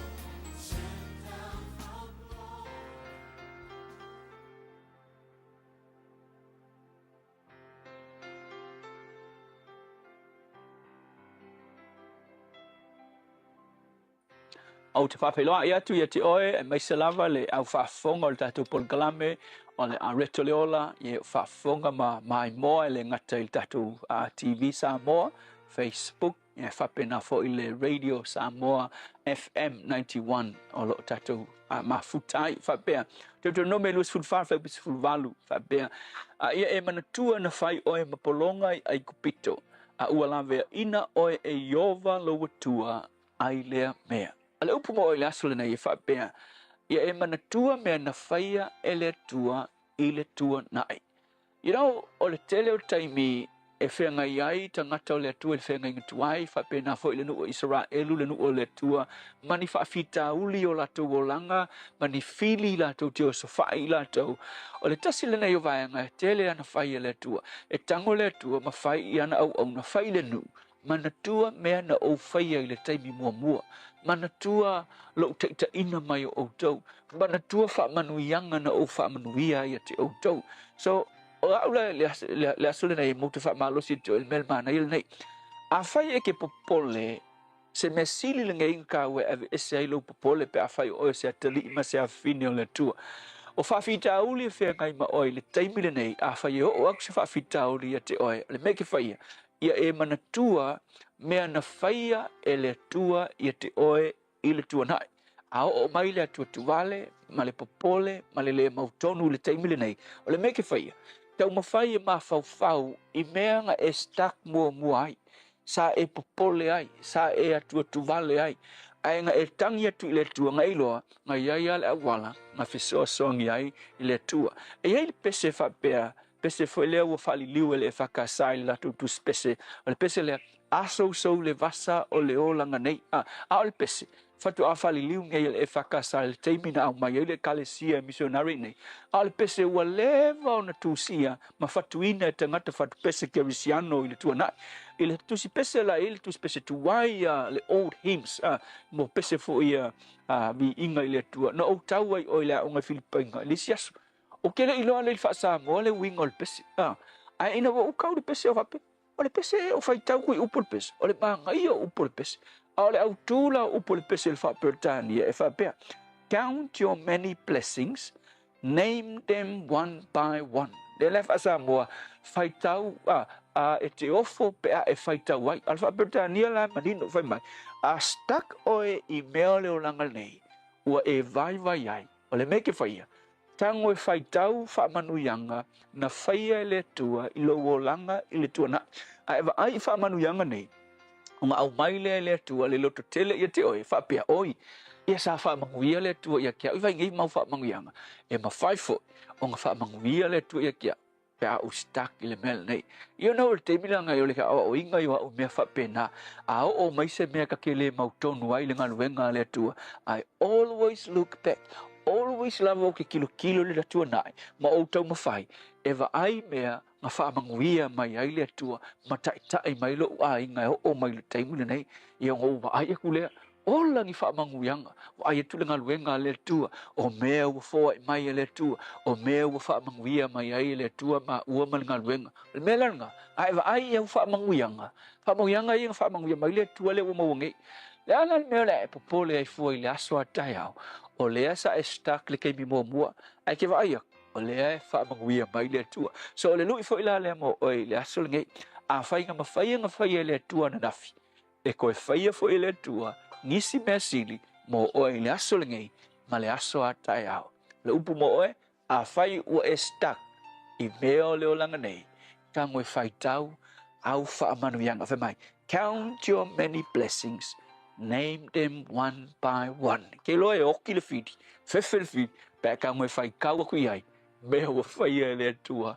I logo langa le tua. Ola ni mea sili wa e whaia yo mata o langa. Le ase mea mako ke whewhi ai. I ngisi mea whaia le whiti. A wawa mata i loa. E ke mawhaia o ngā whaia pea. Mea yo mata o langa vi ia o Yesu. Amen.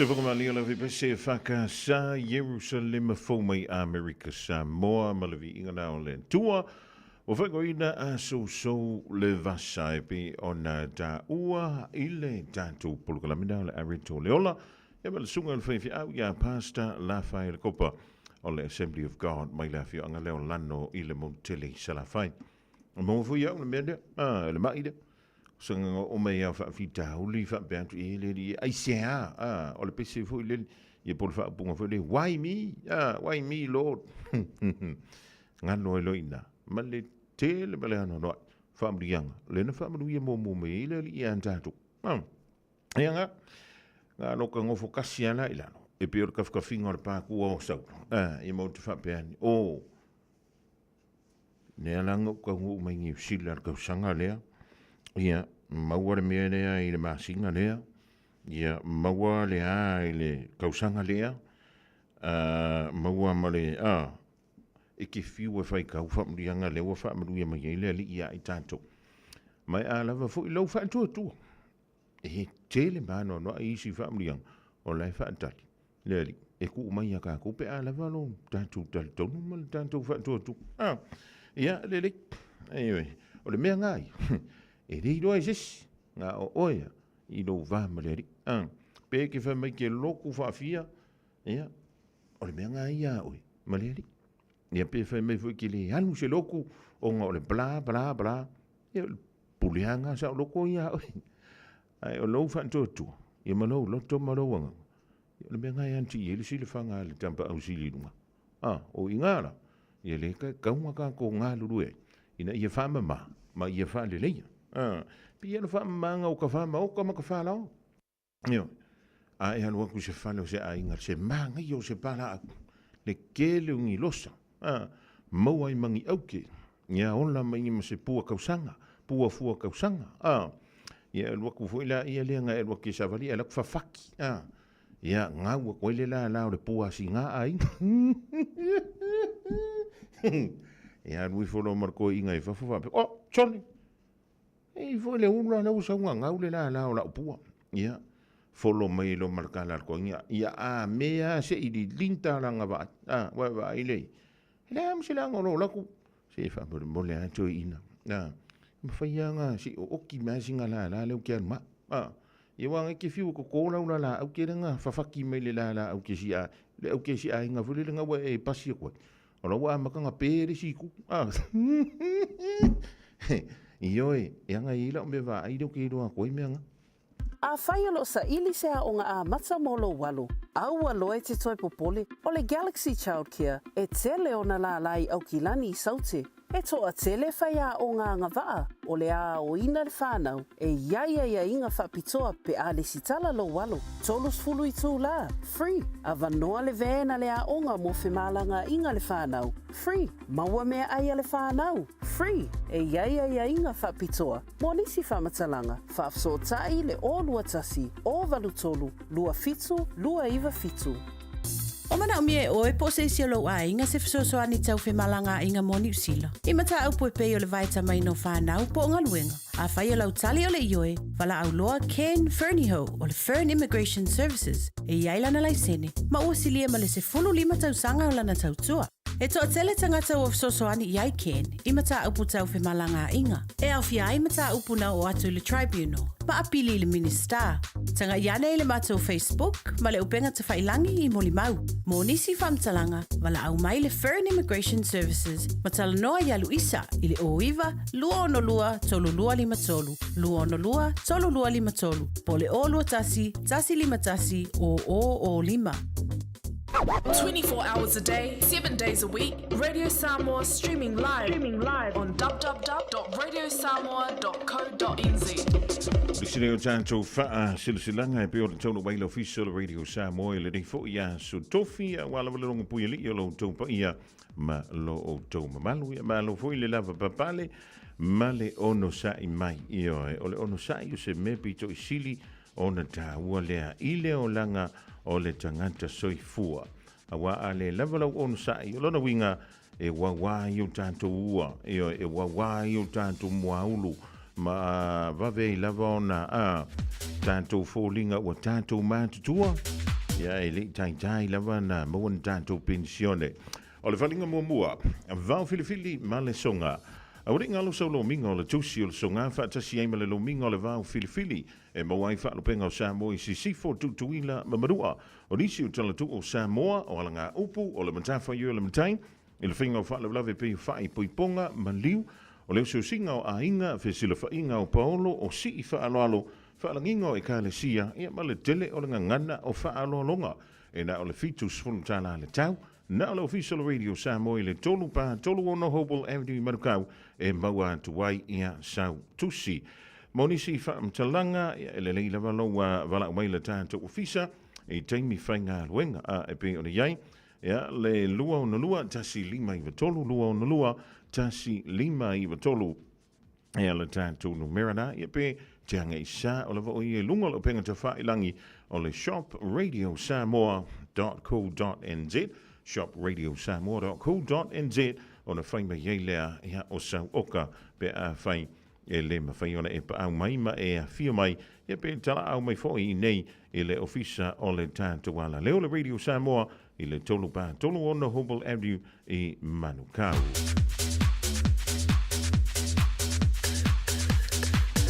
O le isi a tātou wha silasilanga matanga luenga le ulua i la o le tala le lei i salonga i sale lolonga. O le ale le paia i toonga o vai manino ai utu la lafo i maunga o au lele lau wha saunga wha fofonga Samoa.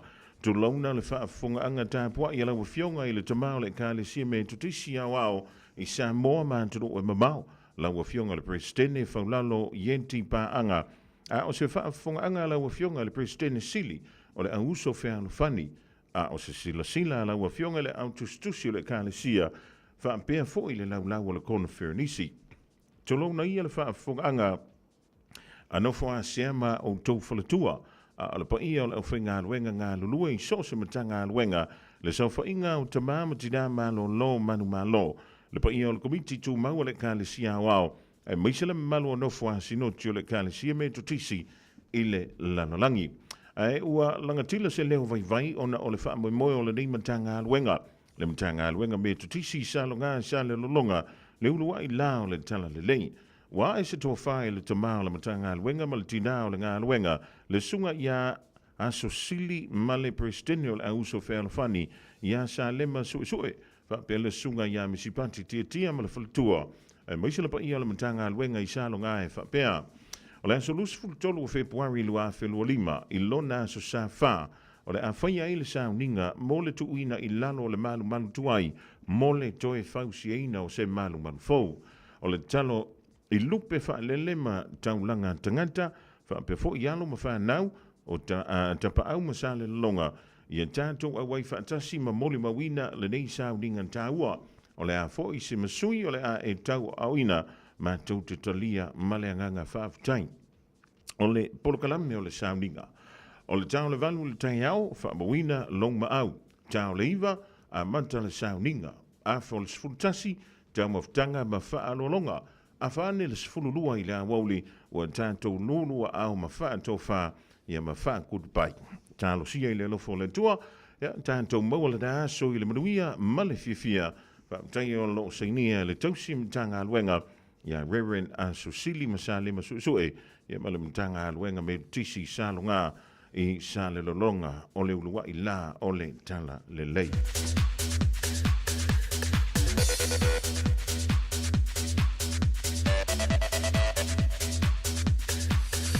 O le whaasilsilanga me le whioanga o Motaa. O le anta o to ia le fiso mauna lau i au pa ia sau ngata Samoa. O le nei whaasilasilanga e whaasinu tonu i le mafutanga alo matama whanau a Motaa i au kilani nei. Whaapiani o mātou paolo maululunga mātou te maluai i so se tafa o le kelope. Tulau na lava. Ai o la whatonu ina le tātou funtanga i le aso momu o Februari le astona i le tulai se fulunua i le awoli i le no fuanga masani o le PIPC i Papa Toi Toi.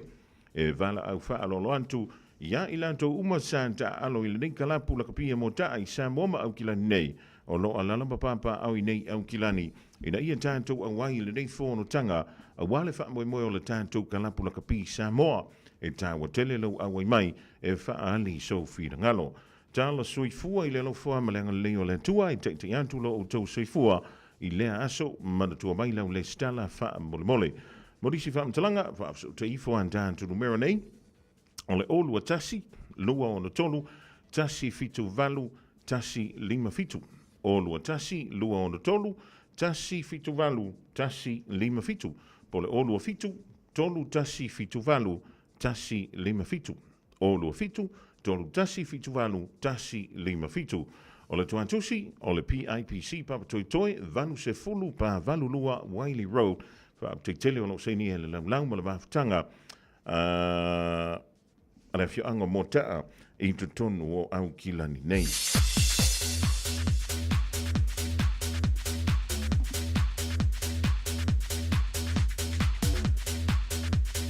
Ma le tātou whaasilsilanga mo le moli lewa tauna o mai whaasilsilanga mo le ainga sa lua whau. Ma tau te whaatulo atu lau whaafonga sa moa tūlau na lava. Ai whaasin tonu le nei whaasilsilanga i alo masuli o le ainga sa lua whau. I le pitunu o ta fito i maanyangi ai maise paolo mangafa e malu ailo mātou ainga o loa fioma papa au i au ki lani ni usila nei. O le awhaia le tātou whilo inga i le asto na i aso mua Februari i le intulai 5 i le fiafi i le maunta o le taitei fono pa i e tea whaifua la whaele i le se fulu wha pe Salo Place i Otara. Whaamole mole mana tua mai i a laula fonga e whaia i le loto malie whaamole atum o le makua ma ngai or koi ngā saungoanga le laula fonga e whaia i lo loto malie. Anga leile tua avatu yei lau tau soifua ia masomanto wala i le aso ua ato whaina. Mo nisi whaamtalanga e whaafso te ifo an tātu numera i o le olua tasi o valu o ono tasi fitu valu. Olua tasi o valu o ono tasi fitu valu. Whaaftangi o lo sainia e le fionga e le taitei fono male laulam. Ja, o di sinau tātou whaalinga lau tonu mai le nivaenga o le awoli i le tautua la wale nei le Radio Samoa tasi 5 iwa tolu a mo i na ua toe lua mala afa minu teo na tā leo lei tu la lua, tāle lua, tala i vei whanua, so o Martini, muli antua lau whaanga o Junior Wele le tā ino lau malu, oi lau songa i miti. Ia, e lau soa kā songa i miki e le i loa whaile whaalupenga. Tele.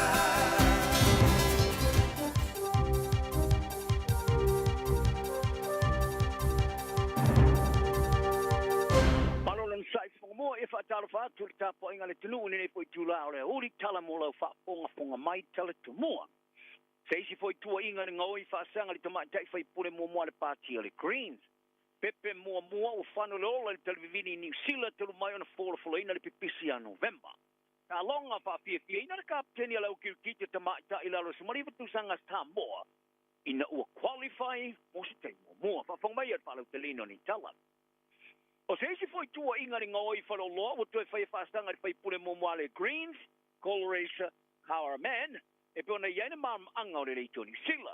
O lea tua inga i lea ngoi sari i mai supermarket tel Pack and Save i Royal Oak, i au kilani li tau whai inga li tau sanga te ruai. O lea tua inga o lo whai Jesus mai ngā leo leo e peona angi ai nisi foi o li boti, e ulawa e lo whai lo ina li ngō o le te mātai whai pure momoa.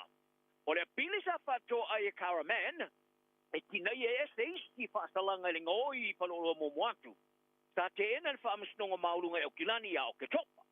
I a iuni sa whaasalai Karaman i mōrianga e whaoring o i o lava lava mwhaasalai na li se ape on te lau tā lava. Ma le isi lua se lau on sifu tā la whao popo ri tongi na whaamasnonga. I le tali fesili sa whaari ai leo leo, o se whaai tionga sa whaato ai le ngoi o lo whai Yesu o suenga mai li tau whai unga li tau sanga ruape ma leo whawha. Hala tau te le whai loina o le whai tonga e whastanga i a Karaman. O le compania le Foodstuff North, e ona ina supermarket le Pack and Save, e le umwhai ana whaari e so lātu manatu ini mata upu tau i tangata, tai tō tasi. O se pepe o whanole o lai mafu o mai, le wha mai o le televivini le vai taimi o le Kirisimasi, o whai longa i se ua i o lai whano mai, i le wha mai telu mai ona follow pipisi o le wha mai ini se le name. O le aso sa folai le li whapitoi vai la autong tinga whapo mai ale matanga ruenga, ale te whatu ora, le soi fua marolo ina ni sila lea, Dr. Matt Reed, i le rua i ola wa whano i le pipisi o i nei le televini. Mai e whari ai, wa kili atu ona tā ua le teimi nei, na i lo seisi lava teimi, i a wha mua tu i pui whaasanga le televini, e whaia. Ta i ave ana wha mai senga i le aingore pepe o whano le ola mai le wha mai e malosi le tele lona pipisi. Pāria Dr. Reed, o le tasi o le ola e whano, o se poinu Amerikele. Ma o se ulua i ola o whano, tonu mai ona amata wha maunga i le atunu ua o le pipiso le televini, i le aso lua sefululua November. O ia whautua i nai tangata le tā o telo le tilo ana i aunga o le televini, ma ia tā pāi nei tina mai tanga, e whai o la tutu i pui.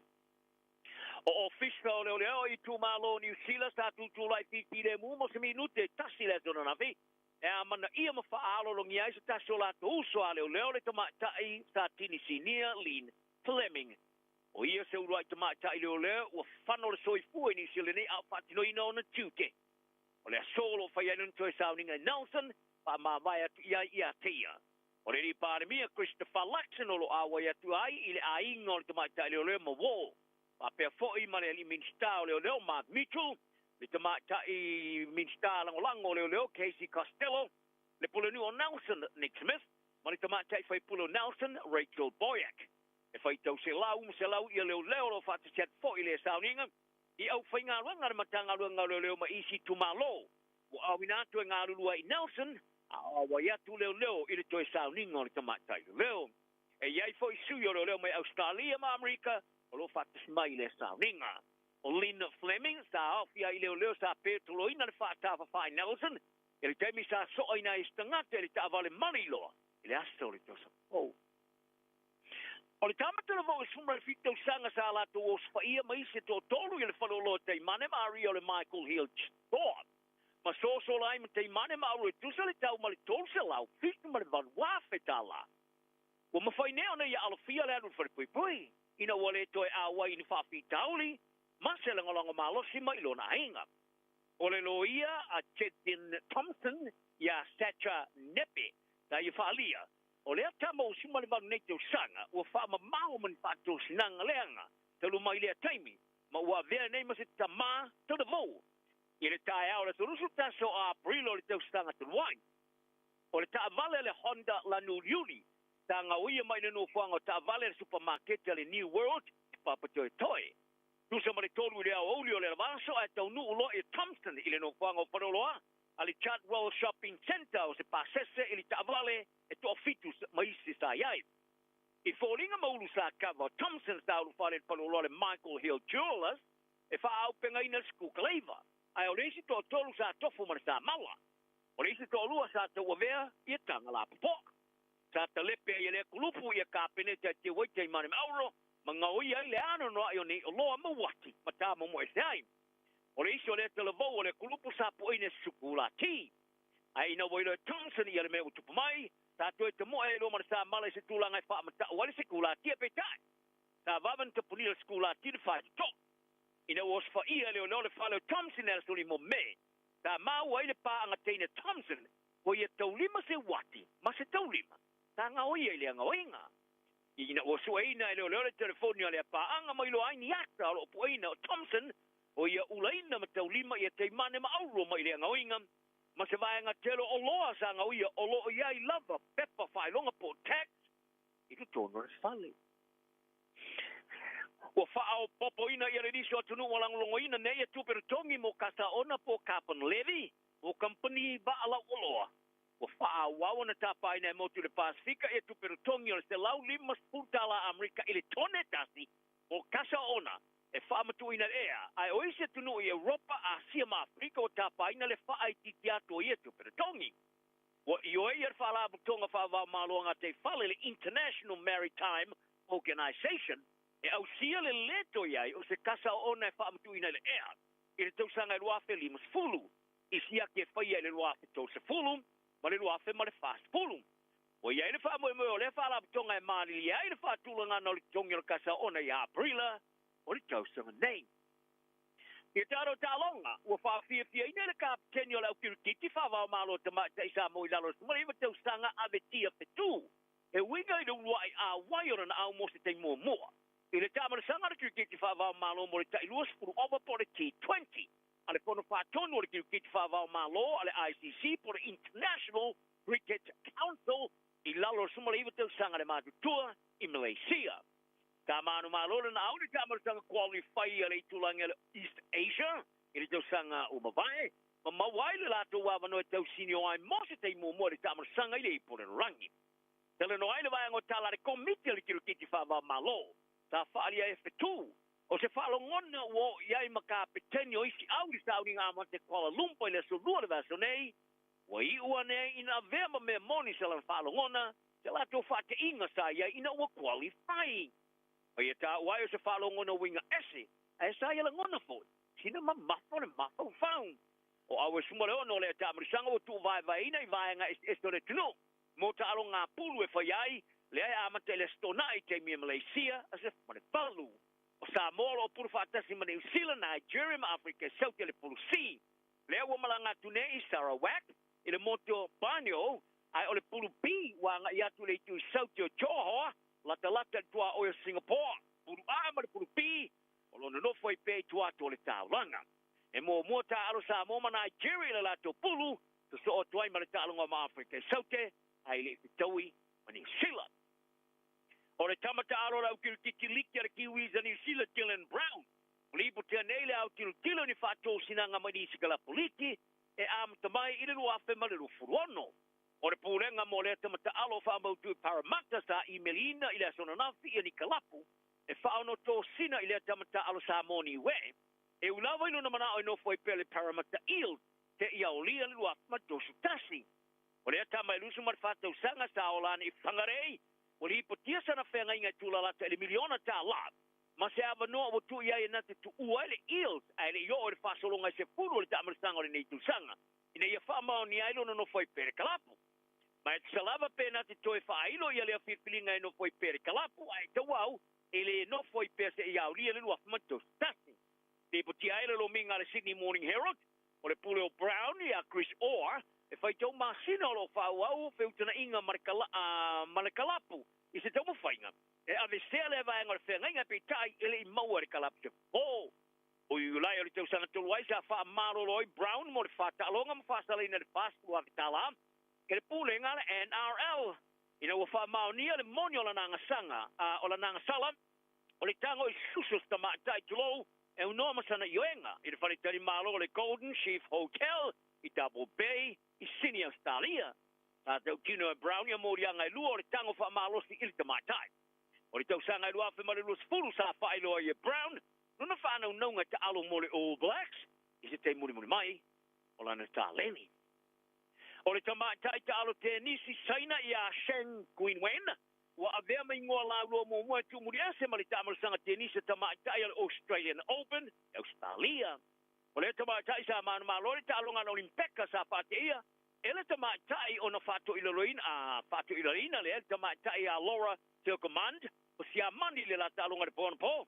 O le tamatai fatulanga ina mo mua Ariana Sabalenka, Peru, awai atine ilesi fasolonga o le tāmarasanga. No Naomi Osaka Japani, o lo famo tu Amerika, Kaya fato ilaroina i Carolina Mujova, o Czechoslovakia, mai o le afitau i nei ma Berlin de Panic, o Switzerland i leisi fasolonga.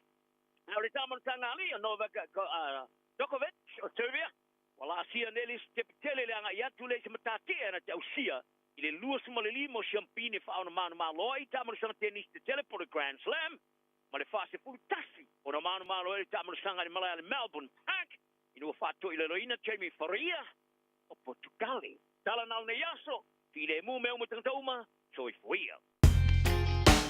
Radio Samoa, tasilima ivatolu, amo. Radio Samoa, tasilima ivatolu, amo.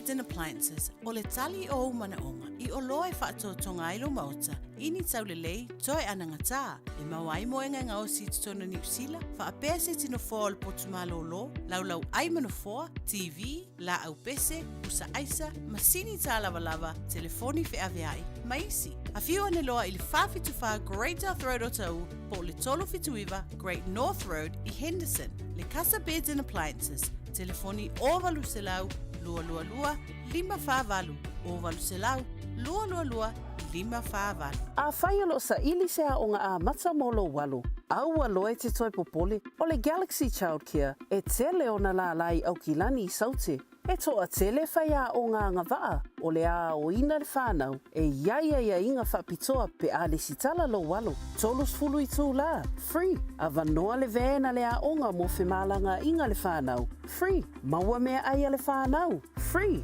E ia inga whapitoa. Mo nisi whamatalanga, whafsotai le o lua tasi, o valu tolu, lua fitu, lua iwa fitu.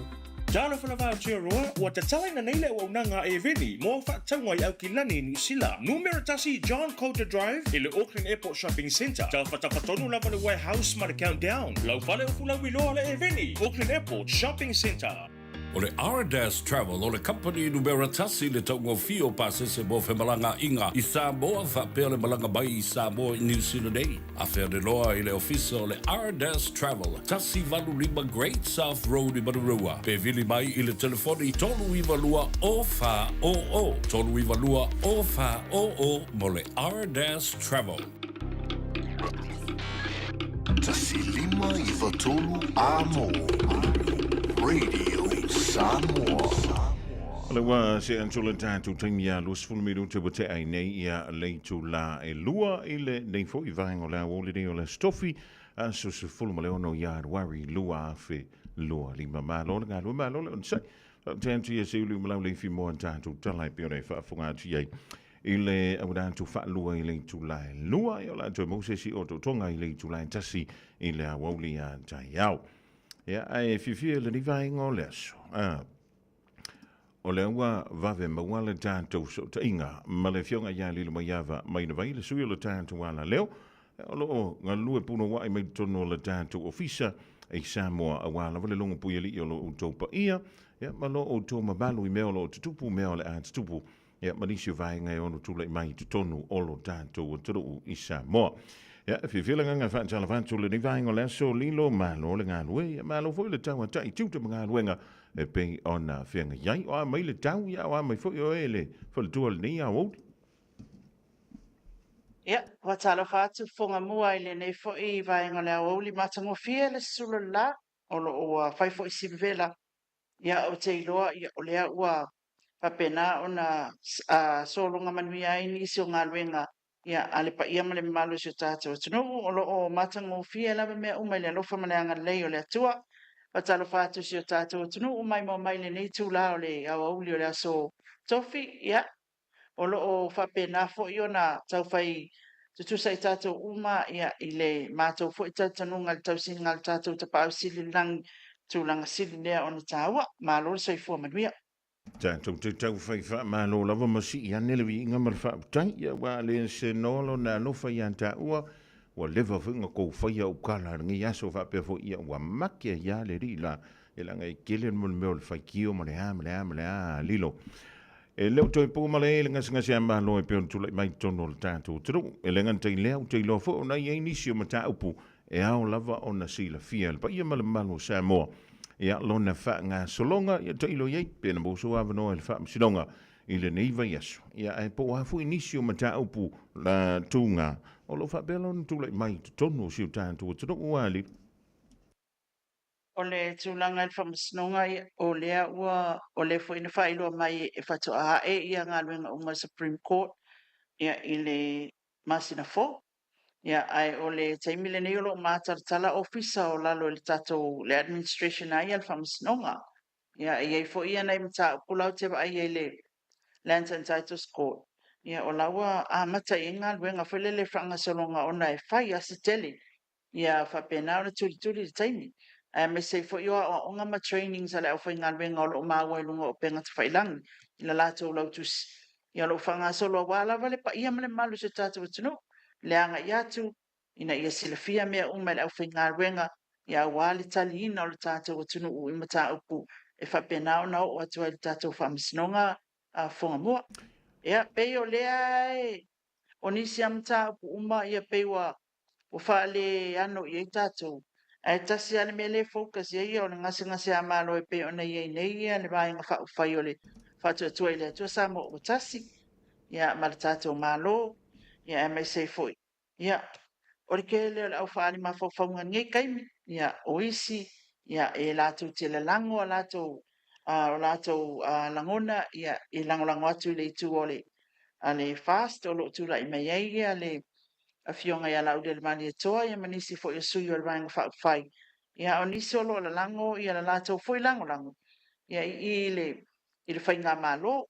ia ua o lea e au mai i le tala ia e femai ua lua ia vaega faʻufai ia o le kele ia o faamatalaga ua tutuli ia e le o toe fia manaʻomia ia i latou ia ua tulaʻi atu i le itu lea pe ua fai le pe ua va le fogavaa e pe o lea ia ae o loo faasolosolo malia mai lau foʻi a mea uma i le fetaliaʻiga ia e tusai foʻi o le mataʻukule e tulaʻi nei fogamua O uno moe ana po lilo i pei ona masania i le totele. Ia ua o mātou ia i nei e la tau fu i ngā lulu e le po i fu i si e usu i le vaveao. Ia o itala. Na whaila ta malo longa ana po. E la le mena o toi te i eiru. Pei uma ua o mafau fau le ni au pili e le tongi. Ia mani au ai tāna fu. Sole. Ole i fu se mea ngau koe ke i mai eiru. Mo koe kiro koe fu i mele le social media. Sole. Wala ki ale vavongo wa apa ya fuala au fu ro ko mo wa lunga hapo o ya fu sor e se vole me ro ko la i me yanga poli fe no e fa mani no tu langa le mai le po no po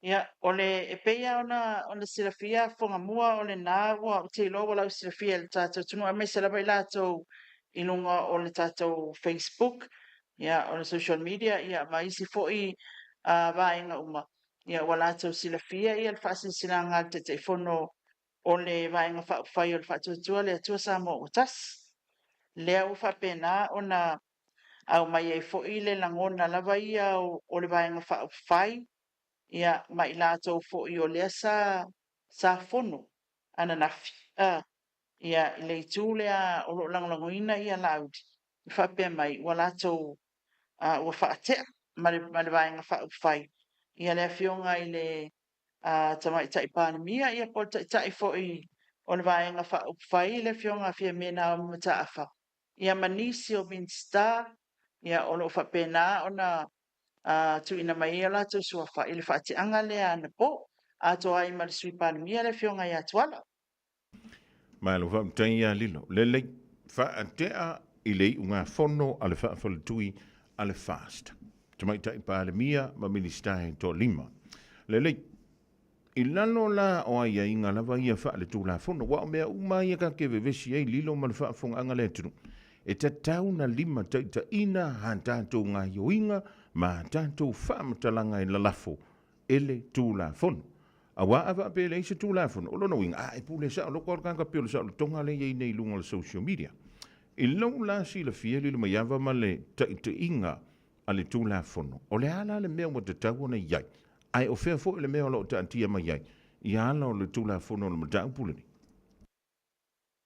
e te tonu le lagona fogamua e fou le mataʻupulea e fou i loʻu titilo i tulaga foʻi e lē fou le aveʻeseina o taʻitaʻi o le sa foʻi e nisi o faigā malo ua tuanaʻi ae fou le tuaʻiga tulaga lea o le faatea mai ma le pati aunoa ma se lagona fia faamavae o i latou lea o loo tulaʻi atu i le faigā malo o lea lava e lalago lo latou iloa i lunga o le tulaga foʻi lele o latou e mai le vaega faʻaufai a le fast manino o le saunoaga le afioga le tamaʻitaʻi palemia e pe ona ia lana faatatanoaga ia e lē faamalōlōina lona tofi palemia ae seʻi vagana ai la lea ua iai le ugafono lea le fast ia i le tulaga foʻi lele aveʻeseina ai ia le taʻitaʻi ia manisi la o sui faipule ia e po minista o le kapeneta le itonu o le vaega faʻaufai le watu le whaapela tō watu e se mai wa le o atu le fonutanga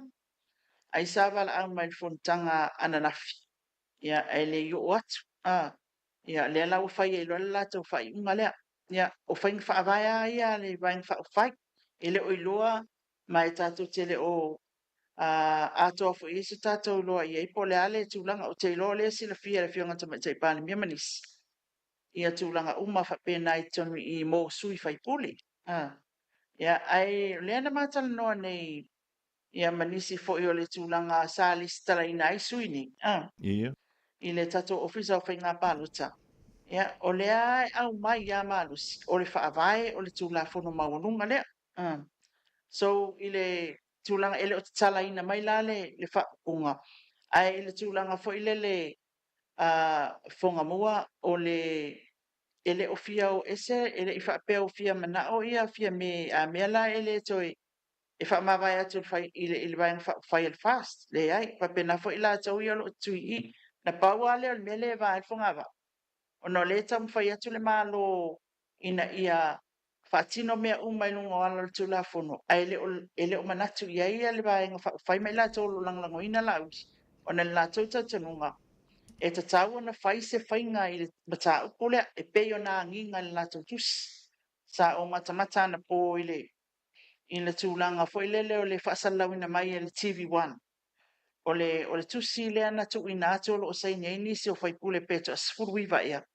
e ieila mana isi minsta o le kapeneta sa sai ni ai o le tusi o le lato le to e whaatuatua ina o le fionga ia fia mena mta afa o lo fa leo ai la tūlanga ia e ona e le o iai so nanga wa i le tūlanga foi le e peiwa ele o ano i le mata upule lo a fia i le fionga ia la uli al malito o ina le i el fite na inga mantua foi o lai manatu le fionga tuma i taipani mia o le tūla fono e li mata i ta ina i mea uma ia le manatu le o vaenga lea e yelo lato walofa e te tau ona fai e le pale mia ia se tūlanga ina ia whaasao mai e le fionga ia la uli al malito tu sai o molianga ia o whaatula i leo leo o le tūlanga tonu alana, le iel fete na inga, a ele o iei se tūlanga o whapea tu fia be. Ia ila o mako le koe fia paki, lo la ko paki, le ai. E manino le issues ia lua. Ese ale me ka ulo fia whamawai, ese maripaki, wa ele koe fia awai. Ese ale me ta o lo tau mawhai e whamala malama atu le tūlanga o lena, man malo mai le fast, tine malo, o la lātou ana batau lea, o le tūla fono i la lango i ei whatinonga uma. Le lai tau mwhai fia me whaamaram la mātu. Ai, whai beiro al maenga lai o. Ia. Ele ai la ngā le tele o iaiso anga ngā lofa. Lua. Whaate atu loa minsta i na whaate atu talwai nei. Le wata tū mai ei o. Ia, o ina le wate le ai isi mau issues. Ia, a o le tusi a ia. E lua mena o piki a mai. O le ai o se ngā luenga fia melu ta upule ia la audi. Malaysia la tau tala. O le fono mua le na talo mai. E le ia waile fionga tamatai pan. O le fono anafi. O te iloa o le sa whaatau la ile le fono anafi a le vaenga wha upwhai. A na uwa ai fo i le tūlanga fo i le ia le whetala noa i ma le fi malam ma i li fonga mua. O le sa uwa ai. O le sa whaile kapeneta. Sa whai kapeneta nafi, fono kapeneta. Matuala o e whangamua. A whaile fono kapeneta masa na mato no fino foi. Koe ki kia ka le ongo whako aka ape mai whafo. Ia, ona so o e ale le taimi lawa le nā. Ia ma whai ngā loto mtanga luenga mantua le whatua a matai, toi a matai e le tausang. O leo o le whai ngā loto a matai le a mtanga luenga le na ai ana whilunga o penga ta whailangi. E sa whaile whalta talu, sa a wai e pale mia ma le sui pale mia lona winga. Na umar ka peneta o sa o ina, a le whatu la i ele fono le whawhatui. Ioi, o tūlanga tonu halana, e iei o tato mai tau na i mea lai tuku, e le whaiala i se tato languna. Ai mai tau mai whaile le me whamasin sino mai. E iei le vā e le o tala noa i le tūlea. E ia mata o pulai le o ia male le whi malam le mai. Au tūlanga le o whaate a mai ai, ia. E ono fisingia la. E ono fisingia whaatu la fono le whaate anga waile o iei se. te ilo ye po le alsa manatu ye le fionga tama tai pan mi o le le itu ina mai sola tau fina ngalo ila tau leu fa te atu ai ilo u tanu nga male ba ai a tatou i le ono tupo e me fa pe a o la fo wa fia la ya tau ia i le te ia wa fa te a o le tau ma fa i fa ma la matu le issue le mo le solonga man bia o e ma mai fonga mua tu langa le ole tūlanga fui lele a tatala noa. Whawhingo fie mai wha tala ta mai le mta whatitainga. A whapeo lau pisinisi lau te whinga alwengai, ai wa isi mea wa le tonua. Ia wa e mana au loe wha mano lo pe tulia. E ta tau o na tāno no folele ilalo. Ma e wha mana malama maia ia tea. E le ngatal wha mana malama no fo ilalo. Ai au mei wha male tusi. O le tusi la. E alo iai. Ni au wha matalanga e au mai ia tea. E foi lale avano ia tea. O te whesiling ia. Ia au mafu anga ia au mai. O se tala le tamaina i le mta umpule nei. A wha apea la e mawhai o na o fina watu. O ile ila e se au mafu anga ia tau au mai e wha mano loa ia. Ia ona e wha apea mai loa lea. O longo winga la e ke fia karango mai ia ui o le wha msinonga. A wha apea la e lama lau se le ngi li lo. Ona ufa apea tule. Ia wale. Saula o le akane pingi dai kua i. Ai o le anta savali vali o le wha msinonga. Ia wale ai i le maulau te wha longo e lava li lumai au. O le wha msinonga e fina wailo ia. I laua ia te tau. Ia pe o kau lakalaka kuera ngā mea lo fingalo lilo. Ia, o le tūlanga na e mo, le sa o ia lau whama manga. Ai o le tūlanga ia e pe ata o le isu tonua. E tu sa o lea wa, na o le tamu whai atu le whionga tamai tai pāli mea tu sa wala tūla whonu. Te enai o. Ia, whailo man lato whai ungai wha malolo ia tamai tai pāli mea. O lono winga la a tu i sesi tu lilo mai ava. O lea te e le tu le la i leo o le mta upul tūla whonu o le saure. O lai te a whai le whai mei a saunanga fia me. O i la tau lai le fia muli muli tai i le tūla whonu. E mantua, o ma whai ka kala, o ma na whaala wiloa le na watau al fast, au le yo e vea malo, mi la tau e tū la whonu. O le fwoi e ia ama, ia tala ia le lafo mai, ia ma le lafo itu. I le keisa lea, ai ua wha manino e le whionga tamai tai panemia. Ia lau mea ma le whainga e whaia. Ia e peitai, ia o lea e le o talia, e la tau ia. Whamaloloa tu loa ma minsta ia to tolu o le to ia se whatu tuanga le whionga tamai tai panemia. Lea la ua saua i loa le whai mai. Wha te ala la tau ia ma le maenga wha upwhai. Ia. E langa lea tātou tele iwa ai i ground hall wha te anga. A wai te tau ana ia inga. O le ale mafu anga wa wha te ai. Ai o le paule mea lena au mai. I le tusi lena awe le tamai tai panemia lena saini ai nisi. O mafu angana e le aise ngā luenga tamai tai palemia o whaia le mata upu le ia lauti. Ia, lona lua o le mea na upi kia mai ina. Ia, ua le awai atu i fontanga al vaenga wha upu whai. Ia, e ia ila le fontanga mua le na whaia. Ai, ua whaan manino e fia me, ina ua whasiringia. Pesa le tau na whaia sa la tau le lenga le loto i whale le vaenga wha upu whai na wa tupur whale lawe le wha mai le whionga tamai tai palemia. O le ale toi le lenga e toi whai pia whai le fia muli ta ila tau tula fonu. O mea nei on tup. O le ale maua fia mea luaku malanga wha le lenga. I lo tala ina o le saunoanga lea. O le alawa le wha le leo fia mea. Ai aluatu o malona manatu le te tauan tata wo pe yalo tula fonu. E te e ale ulunga. O na lai whai mai o. E le te tauana avea ia la auni. Wha wau mo lianga e tauana iei seisi mea e whai ia la vea i mai ele tūlanga lea. Ai le manatu fia me e le whapena o le ala o me tono le tātou atunuu o le tūla whonu. Nele. Ele i tau manua ne la pe o tau iaise ia wau mata upu whapena ia lilo a whai o lewa sauno mai le ta i le whawhalitu i le fast. Ia, o lea nga i le tamai tai palemia ma na minista o le kabineta o leo lo i le timlirik. Ele i tai manua ne la se tala pe tau whaali mai ia se fina ngalo le tamai tai palemia ia ma na minista ia pe ona whaatea mai o wailo ia malama anga fo i lele e le tula fono ma me ia o le stala i o suia faipul. Ia le stala i lalo o whaafale tui po pati. A o le mea kau kape ngekara ko ia ma le executive vadilo. E makuari miki ala lo ka fasi malama li. Feo le whaapulan tulanga le. Awa le mea lea o tele o manino ia e waifo.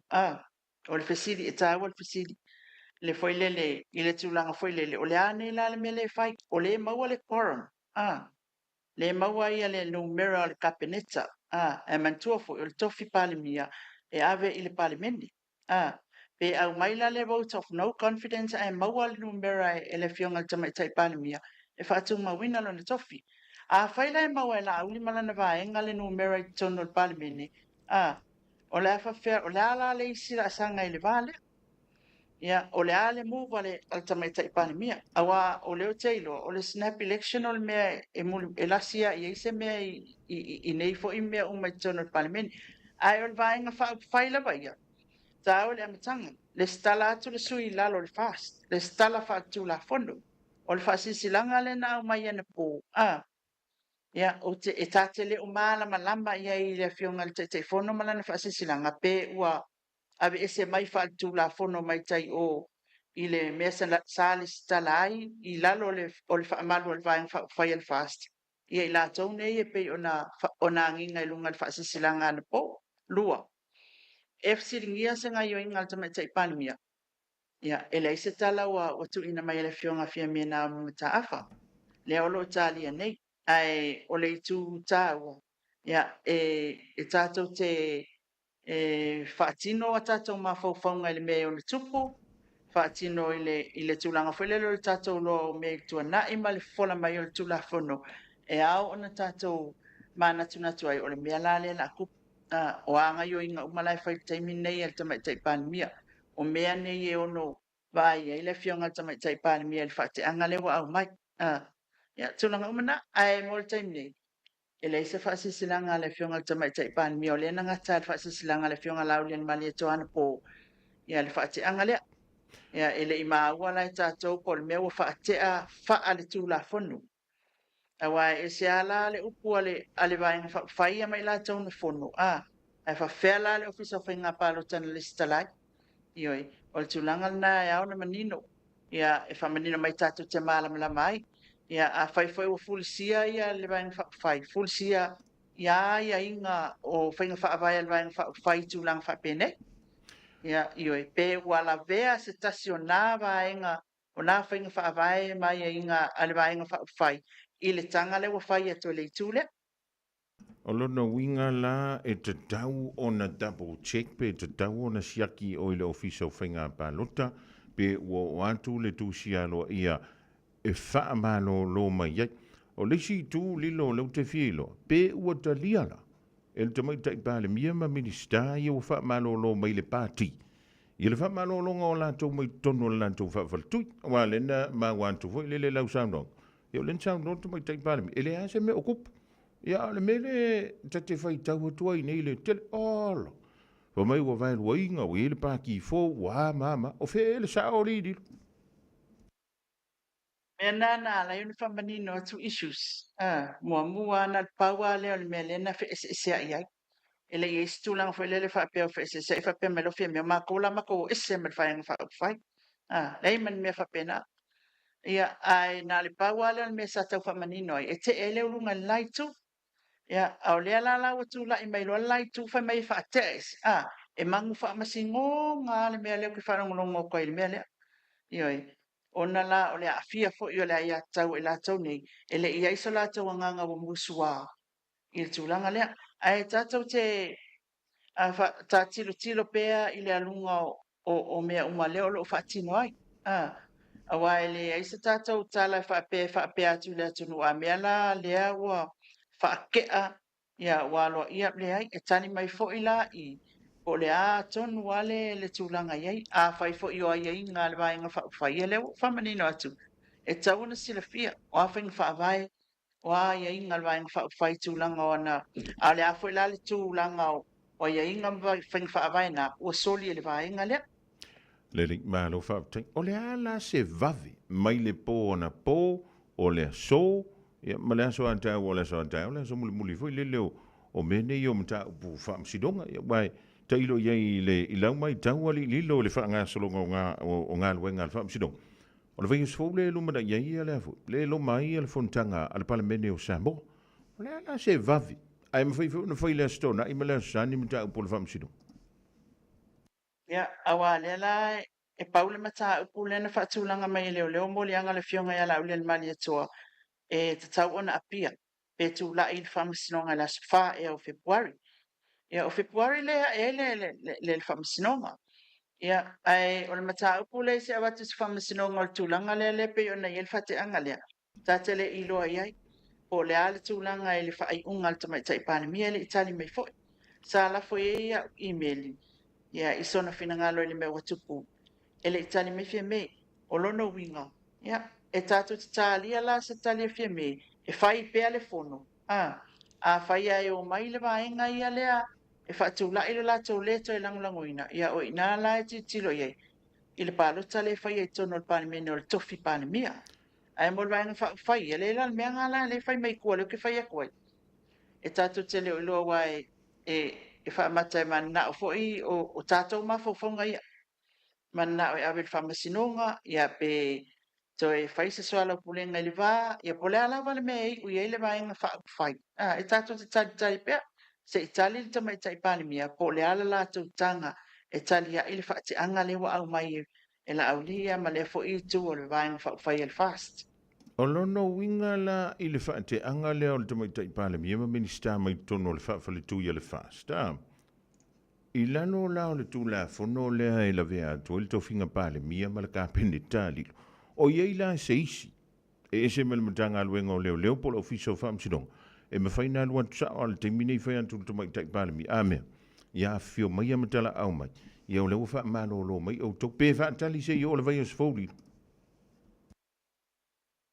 o le famalo o le avesaina o le tofi o le palemia o le mea lana ale palemene o lea ua faamal faatea mai lava ia iaiaiga ia ai latou i o sui e sefuluiva pe lua sefulu lea le vaega faufai le fast ia manatua foʻi oe fogamua e faatea mai ia o lea leʻi maua se tali a le itu lea afia me i le tulaga lea ua lea na saunoa fia me e le iso latou valeaga lona uiga tasi al vaenga faʻafai na saunoa foʻi nisi o minista na faatautou e leai ma se valeaga o la e tasi a vaega faʻafai e le fast le eo mai ai foʻi latou paua lea o le isu paua lea o le mataupu lea sa taumafai tamaʻitaʻi palemia e faatulaʻi e faamamalama e le o malia atoatoi finagalo i latou le atu i le itu lea le lagolago ia laʻu le maliatoa a o le tulaga foi le koe foʻi faiga paloka i le taimi lenei e leʻi manino lenā tulaga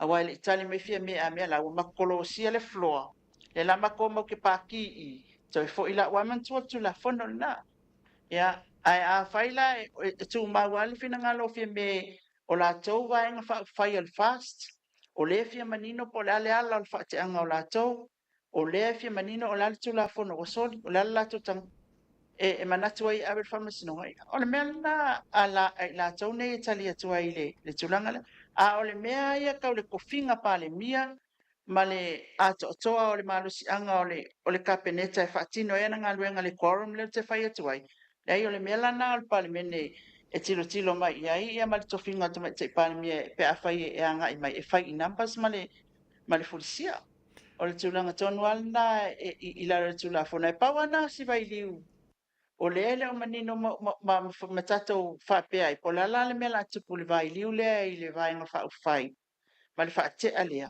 o la le mea laatupu mai ai pe atalia e fia me ia ua o fea le vaega faaufai o le a o i ai tulaga uma na lei o tatou mafauafauga e leisi me faapega upu o la ae fasta e leʻi mai se tali a fia me i le tulaga lea i le faateʻaga le a o le tulaga lenā ua faateʻa aloaʻia mai e le fioga taʻitaʻifono o le fast ia mai latou sa fono anafi ia le afioga tamaʻitaʻi palemia ia manisi o sui faipule mai le vaega faaufai e le fast manatua laʻui fogamua o leo te tautala atu manatua laʻui le ua faakeʻa mai ia isi tagata o a latou e ona ina le fast isi tangata o ala tofu i ona ina fast. Sa saini whaatasi, members o le vaenga whaafai o fast. And it's still, lae o la tau lava whaatasi ua, o tangata masui o le vaenga whaafai o fast. E titira whai rao, o le atu la whango le whaake a mai e lesi o le si member, a le mea ia whaatasi ia ina la tau whao, la tau saini, ma la tau malilia, ma la tau whausia whaatasi. Le vaenga whaafai o fast. O lono winga la e mawhai ona e whaamaunia mai ali I lilo mo le malama anga pa I manu ne turu. O le dahe mau popo le whaaspe ua malepi. A tatou tilo I tūpunga o mea tu. Ia, o le upua ia fia me lana whai mai lana saunoanga, e le iso la tau valeanga. O le upu la whai mai o a la tau reasons a la inga le fia, e le awai atu le fionga le tamaita I pālimia I o e a la tau fonu. Tatou tere I loa, o le ale mafua anga fia me wa lai ona le awai ana nafi, le fono le ta ua le ana ta welo le fati anga. Ai, wa tatou loa, le tūlanga, e le o fia awai e fia me I le fono le na whai mo ona o lana tala. E te e la tau le tūla fono, le tam whai a watu le whaamala manga le melea, a le au mai le tusi whai mai. Ile o iai sau ngai o inga, ma se mea o whaia I le mataha upu le nei ala au le mali toa mo li anga I o whai. Se I whaamala mole lilo o ula vefa. Se I toi sau noa tasi mea le vaileina le, ele ai saua. Ele o iai se, ele o ano atu le fionga le tamaita I pālimia le tūlanga le tupu nei I le mataha upu le ala au le mali toa ma tūlanga umaia. O le a tonu wala le ngā ioinga po se mea sa tatau o na whai le tamaita I pālimia e winga le mataha upu le.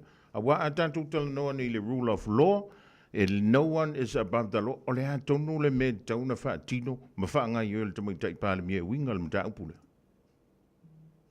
Ia o tele o mala malama po le ale tūlanga le mana o ai le vaenga whai le fionga tamaita I pālimia.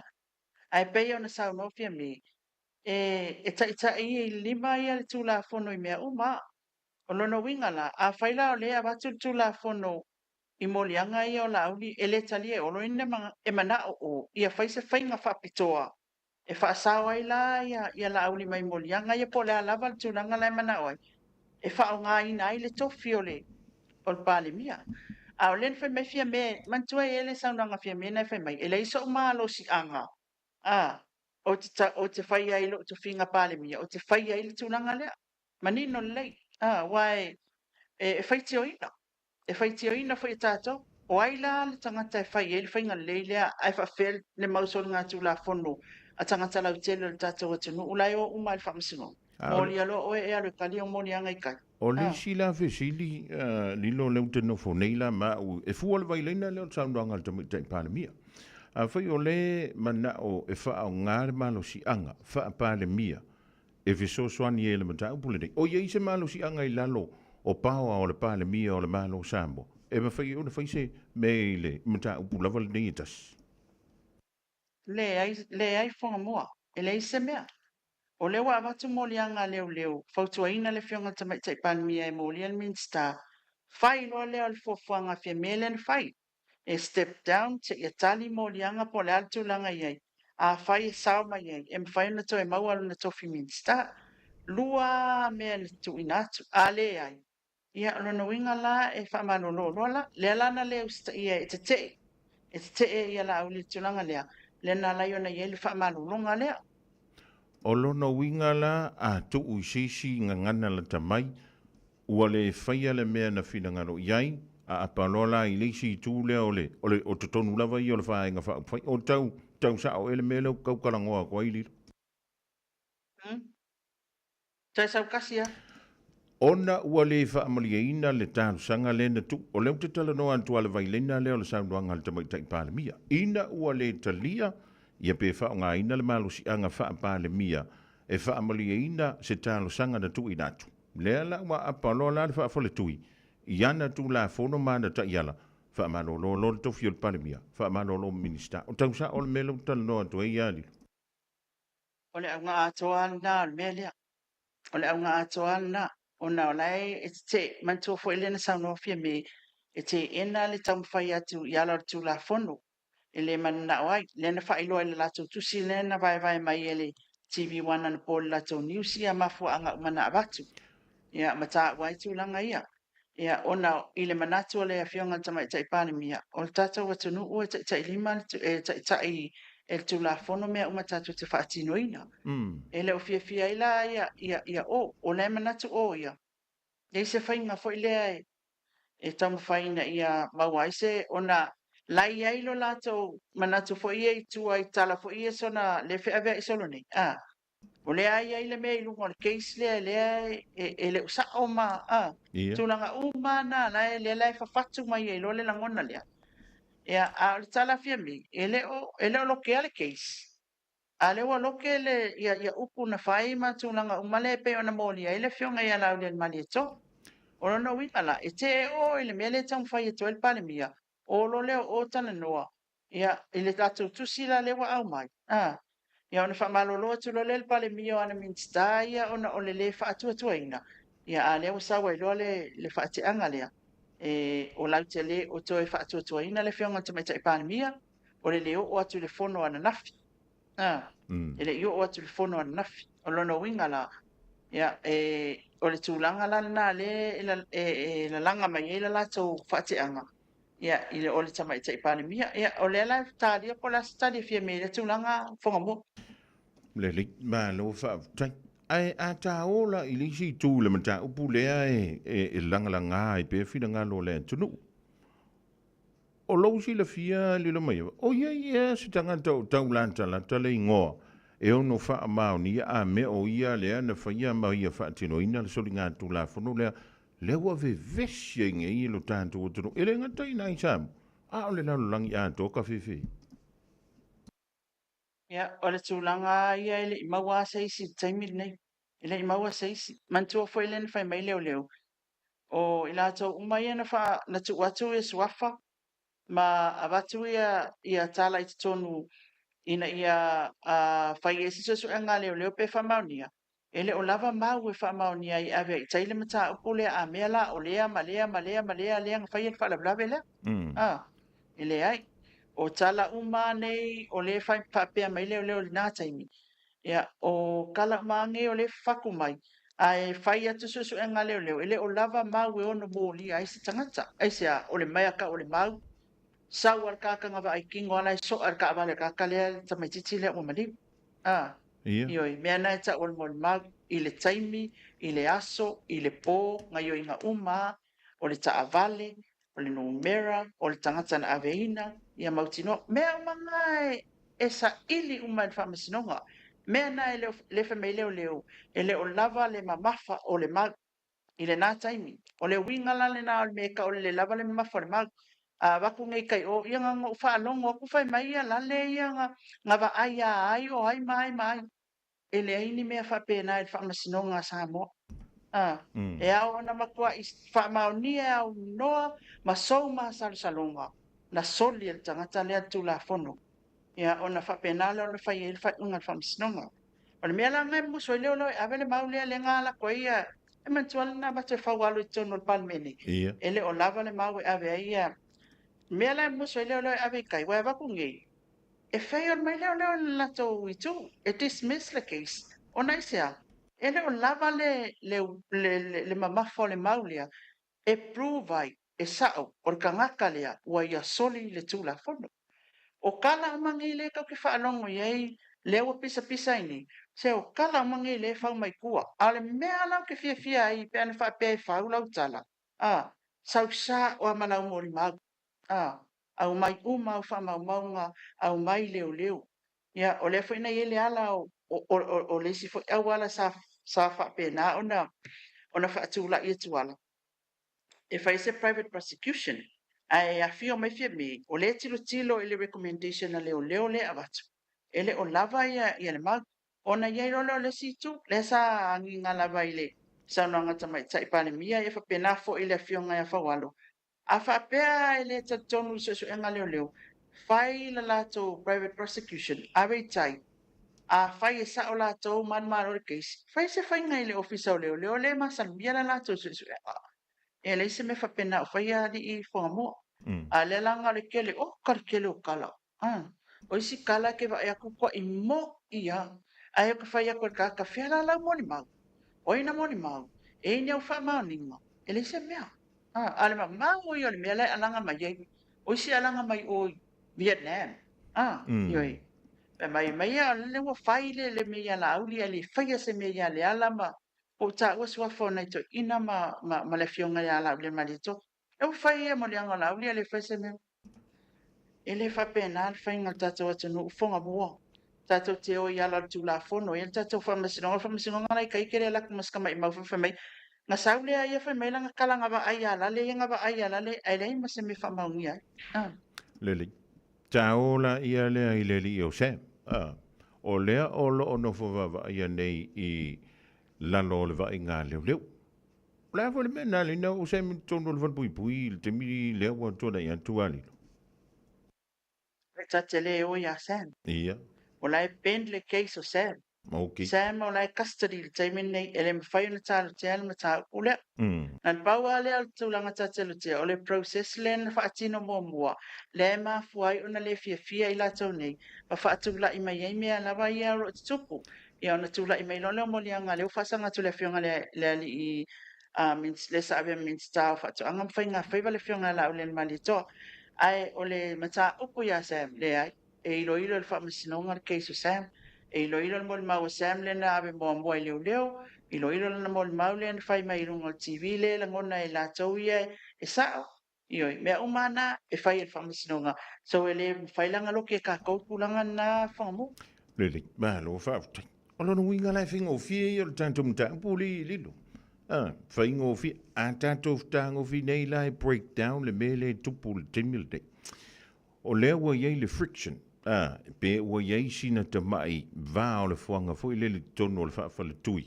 A le whaatua tua i le tua sa mo wa tasi. Lea o lo o ta ia le tātou mā lo.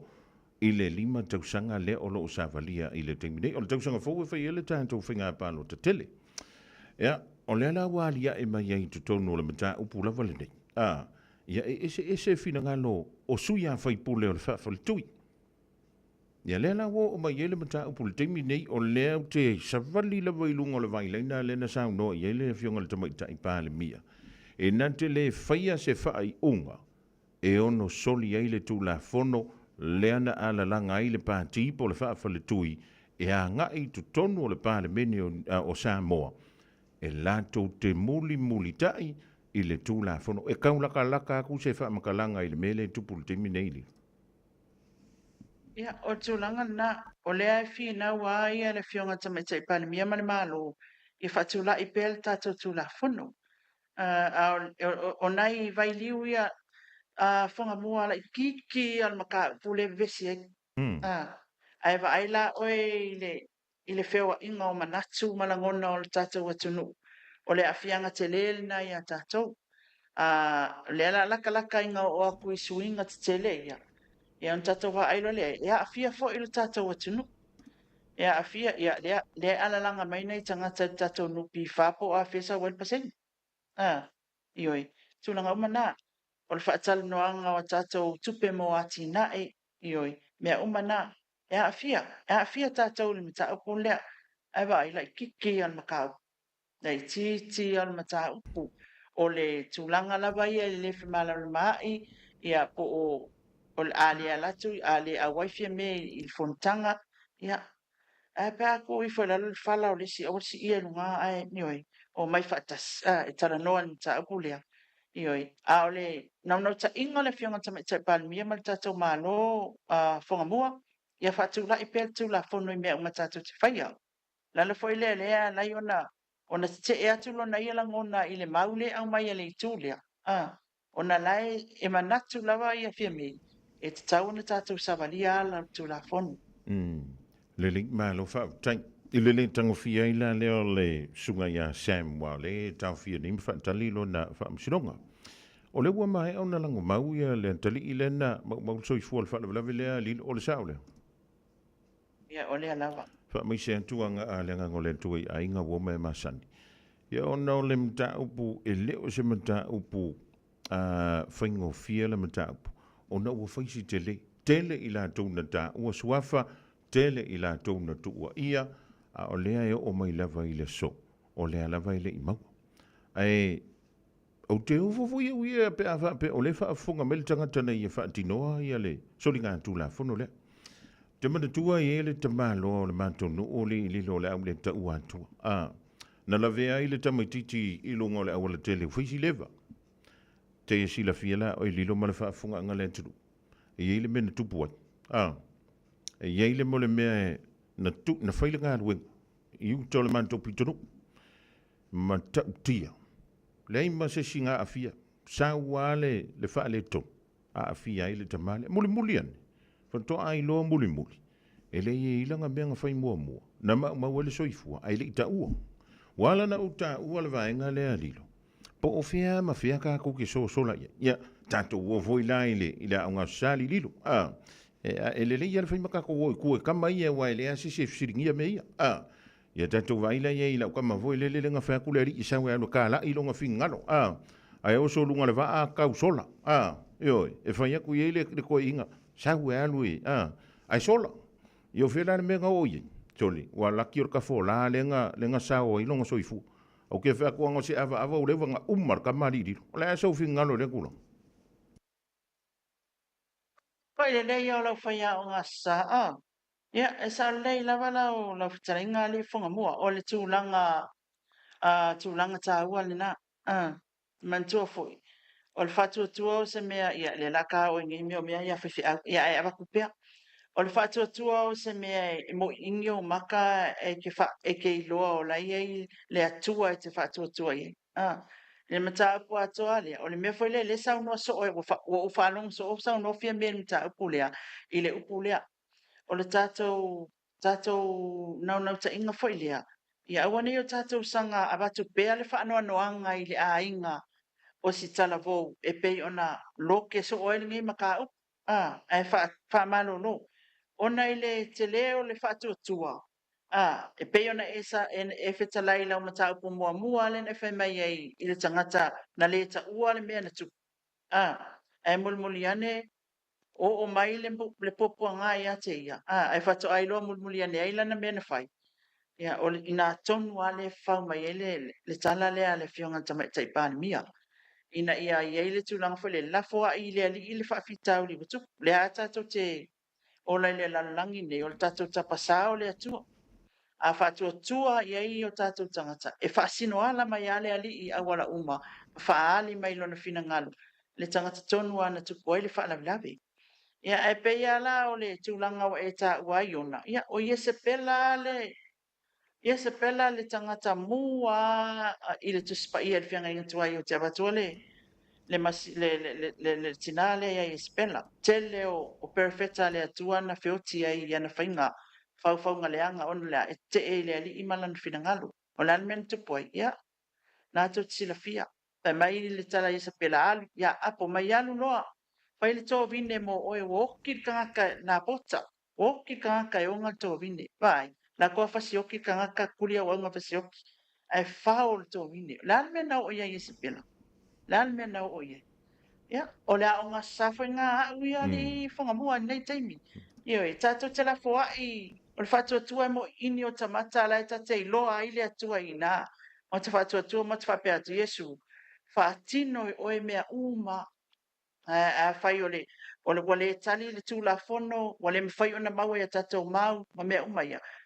E la foa i le atua. A whai la o lea ai, tika le mea lea, ma mea uma ia. Lea la whai kuli ka lea whai a spea le mea lea. Mai mau le kai me ki kaukalai le atu. Mai mau taimi. Aisea, e te le whatua tua le atu. Awa lea e whai mai oisi a makua i o le langi a whai mai a mea lea mama o le wa ka usa o mai a penga i le pōre na kupo ni mea lea. Ioi, a tātou manatu. E la fua i le ali. A whai la o le kisa ngālu pēa e li le lua lea o le mea lea. O whai atu i ate, o e lau tala leo tele e lea o ia lau po atan whai ngā. Ai ka umai ngā e tele o whatua tua lai soi fua le atua. Ioi, tele o whatua tua lai soi fua le atua. na te au maia le tali o le whaafitauli le tupu nei. Ai pei la le la ua kako vevesi ai.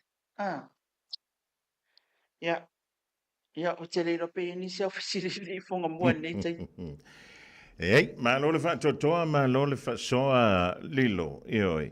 O leo o ngā lea i o tātou langona wha le tangata. O manta upu wha pe nei. Wai whai mai tātou. Se o sa moa ua au.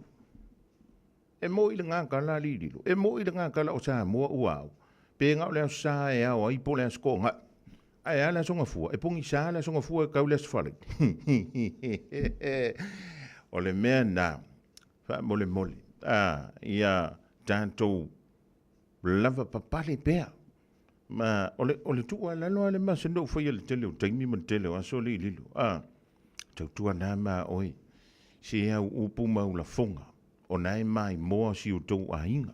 O nai mai moa lau fai fe au. O nai mai moa ma sila sila iai ia le tau i tau ma lo.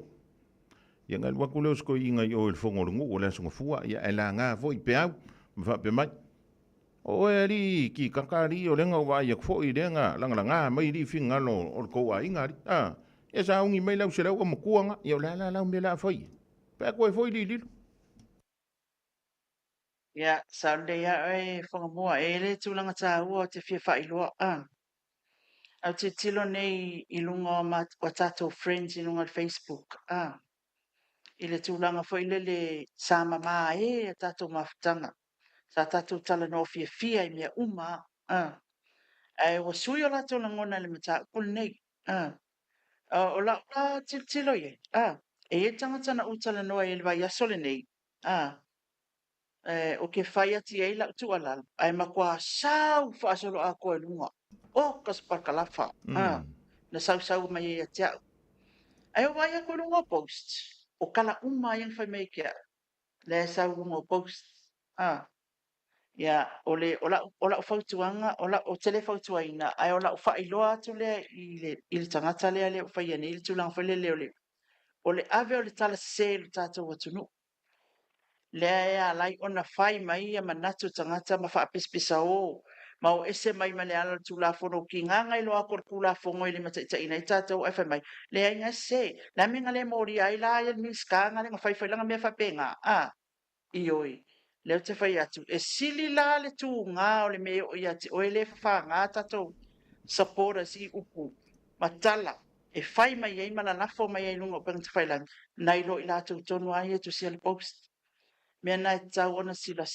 le ai e sili le tū ngā o le mea o iati oi o te lewa valo a leo whatula o tala le iati oi langa o e la le whaula a o e tonu a le whaula a o le whaula a o Hamanu.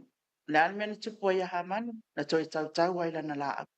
Ioi, o kuna tu spaia. A ta aolo inga wha amoi. Le ngau kako kula whanga uma, kasi ale sos mai uma tu spaia mea uma nei. E mo i wa vai liu i o a mea uma i o tatou whai. Mori solonga lei, solonga manuia i leo langa. O aso whai pēo tangata uma malu tatou soifua, malu tau soifuanga. Malu tatou ola i tono le nila langi. Ai tatau ona tu mua i tatou mawhawhanga uma.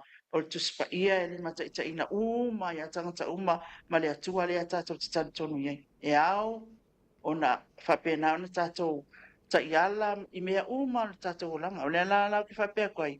E siri akule ki ngā alfa whaula au ngai lor kakale le whai e lunga le post. Ioi, wo o mori mauina. O te no forma o te le whapea ki fia poko whaman mo le wala lau me loka fia poko. O te le fia putu. O ke le fia poko a. Ai o le tūlanga whai lili. O te whanongo i upu mtala i whai mai atea. Nkalo leo kilo lunga post au oi. O upu malai masa maka i kusi se. O upu le nkau kala mai ei lea i a. Ioi. Ia na oso leo masalonga. Ia na tuku ina i fuale i o lota lotu. Ia sila fia. E le whai post. E whangoa ngoa i o lokaloko kawa ai kou kala. O matu ia i whanua noa ia. Ai sili atu ona whanau no lo te wale kei loa i tangata nei watu e te oi a whaile kengo whai Alaska, Amerika, ma whea le kupu sa mon melea ai se ame te loa ioi i tangata nei nei le a watua le upu ia te oi e te sau noa mai ai ona e mawhau whaurea e kele isau i esu e o makua au kafa lunga malalo kuli mangu e fia se fulu ole mea lea. Lea ua matua e fuli e fai maila u whainga lea i lo tātou le tunu. Ioi, ia, whaftai e leo titi lo fia mea i mea uma. Matanga ia, matanga. Whetoi ave i whaia ia, whea. Whetoi ave i lale aunga. Au tūlanga ia o tātou le tunu. Nai tō te sila fia. E lea o ia la matapia le mana ia. Tūlanga tofi o tātou le tunu e wha me melo e o aso sa kunga. E leila le pālangi e mo ia e le kunga ke le la ko upua upa pālangi au tātou Samoa o ka se matanga. Matanga i o upu lafo tātou i o tātou teitai. E o whai ala ule le mali to. Upu la lafo ia i mai lesi tu ioi. Matanga fo ia. Ia ai waai. Ile ai masakako me mawai. Ioi, na pau ale na tātou mali pelepe ai alo sa kangi kume ole aka e. Awa tātou whaatuwai e tātou fofuanga so tātou atunu. Le ai ni mea o tātou maua le nei taimi o le tau whai ati nai. Le o poloka ma le mako milionga, ma mako kasi milionga. Ioi, o le mate whaatangi ai, le mate whaatatali le tupele te toi o le mate o 2 miliona. Wale se mea aisea, o mea umai e ono poloka. I le tātou soifuanga. Na tau no fole i whawhai nā le mana ia. Nana e uso tua tai au le dairy whaataulau bread e sau whaatoast. E la kukala mai lau kiwi seiva e poa e ngā mea koke o kala. A mātou la lea wana nofo i nei lea wale istu.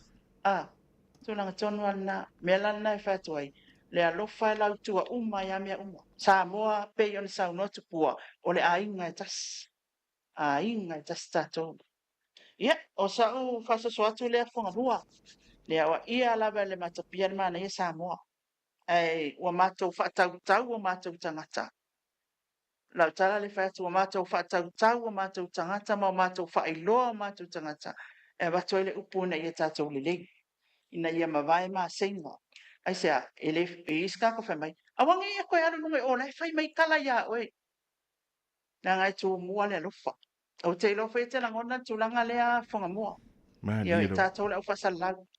La lafo mai a kala i kele. Ai le mawhai ona tā au file upu. Ai sea, e tū mua le alu whantātou atunu.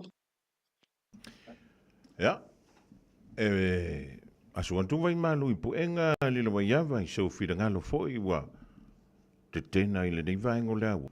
Ia langa le i le tātou mwanga na foi le antu i alo tama i vae tau i si u laulu o lau lau wa.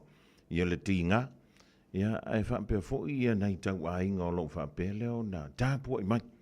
Ia le mea lawa lea e tuwa lalo atu ai pia i le tātou o tunu. Ioi. O le vave i o lau omi omi. Ai a whea kulo la whailau sala e sola e lafi. E samangia kuloa o e nga e vaile ua suiro i ngoma rau whai. Se onga ponga nga o kāku. E vave ke le le meo le oso. Pe o le oso a popa. Ai e le mailo. E i tua o panta tua o mata upu whape nei. Ia ai malua ve whale lau whirangalo ni la whonga fo ilungo meni o penga te whailangi a lilo. Ia langa o lo tāpua i ainga. O lo tāpua i mai e tu malo. Ia e tainane o lo tātua tunu. Ia aua fo i nei a vea ia upu whai o malo ma meni o porokiki. Ma mea o le aka ko le karokaloa i lesi. O lau tala na whai na whiri ni lo. O whai atu. Pai. Whaake a mea ngai mama whai kou mawhauwhau. Ai o mai kako pere. O mai e, ai le kako kou pai. Ia oi, whalai mai kako pangeki.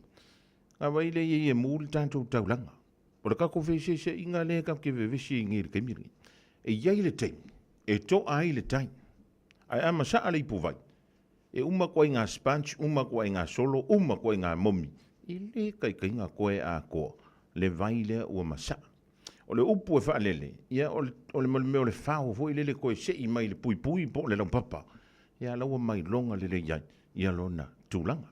Ia ai, ara vole tua. Ia te yantu ia lo ola wha tua li lo maiava. Ia wike popole se me se kasi o ngai le fionga le aki e piko po. Ia kasi fo i ansi nga sa ngoa ngā rako inga. Ia ma e momoli aku iei o ka alofa. Ai aua fo i ke whai o leo ke alofa kere aku fo. Ngi ke fuaka ki ngā inga ko i se la unga o whai unga o ngiwa yaso le ko inga. Ia ai tau nei e manuia la singa o tutoi. Ia e misela ngā tu le whai unga o le whai yaso. ia manuia ia le alo faiva o lo tātou tunu i nai Samoa. Ia maso se tunu o le lalo la. Ia tātou lava singa o whai ngi. Awai umangei ar kako polo kalamir ngi. E umangei ar polo kalam. Ia o ngā whapea mai leo rukpau inga maloma ko tole. Tonga. Ua kai vela se kuka. Ane wha mai leo sa veo. Ia fufonga mua. Vai ia riro mai ia. Ele ma o ngai ko wa inga leo sa veo ori te. Ele lau le leier ko inga malero maku. Nga paule me maua oi. Ale vave i o nga e koe inga ma e lo maku. Anga kere i kai. Ke winchi re i kai nga or ke mia kala lau kiwi seiva. Nga ua umang kala wha fia se lau ngi kausanga ma la kausanga ma is kausanga. Lilo, manuia o whaiva tol nei e viafi lafo atu na ia au te poli. O iona leo tama leik. Toia o sa kaio. Ia o le ka fuafua ia isa ukala le fia firingi. Ia e ka kokiri ka ma. Lafo atu na. Taurunga me le tātou polkala me le so. Ia, e mua ona o whapa i atu whonga mua i se tātou tunu. Awaia. Mai foi. Awaia. Ia, nei e tātou ainga. Ia, o nei e ma ua lava whaasoa. Ina ia tātou tau whai tōma na tu uma. I le nei tūlanga wa tātou iai. Ia ma tātou tau whai te talo wa se file mu le tātou tunu. Ia iai le loto le lei. Ia ele file mu le ali. Ia nganga ma whina ngalo. Ia o tātou tai ma vaenga whau whai. Ia e tātonu ale manatu e le tu la fo ina i tātou e le tua. Mali. I le tūlanga o mātou whaasalaunga. Ia e le maua e masani ai. E tau ana mafia fia o mātou pa. E la lafo mai le tala. Ia matau ai. Ia e ai foi le tūlanga foi le li. E pei ona o fai atu. E le mawhai ona avea e matangata whaasala lau.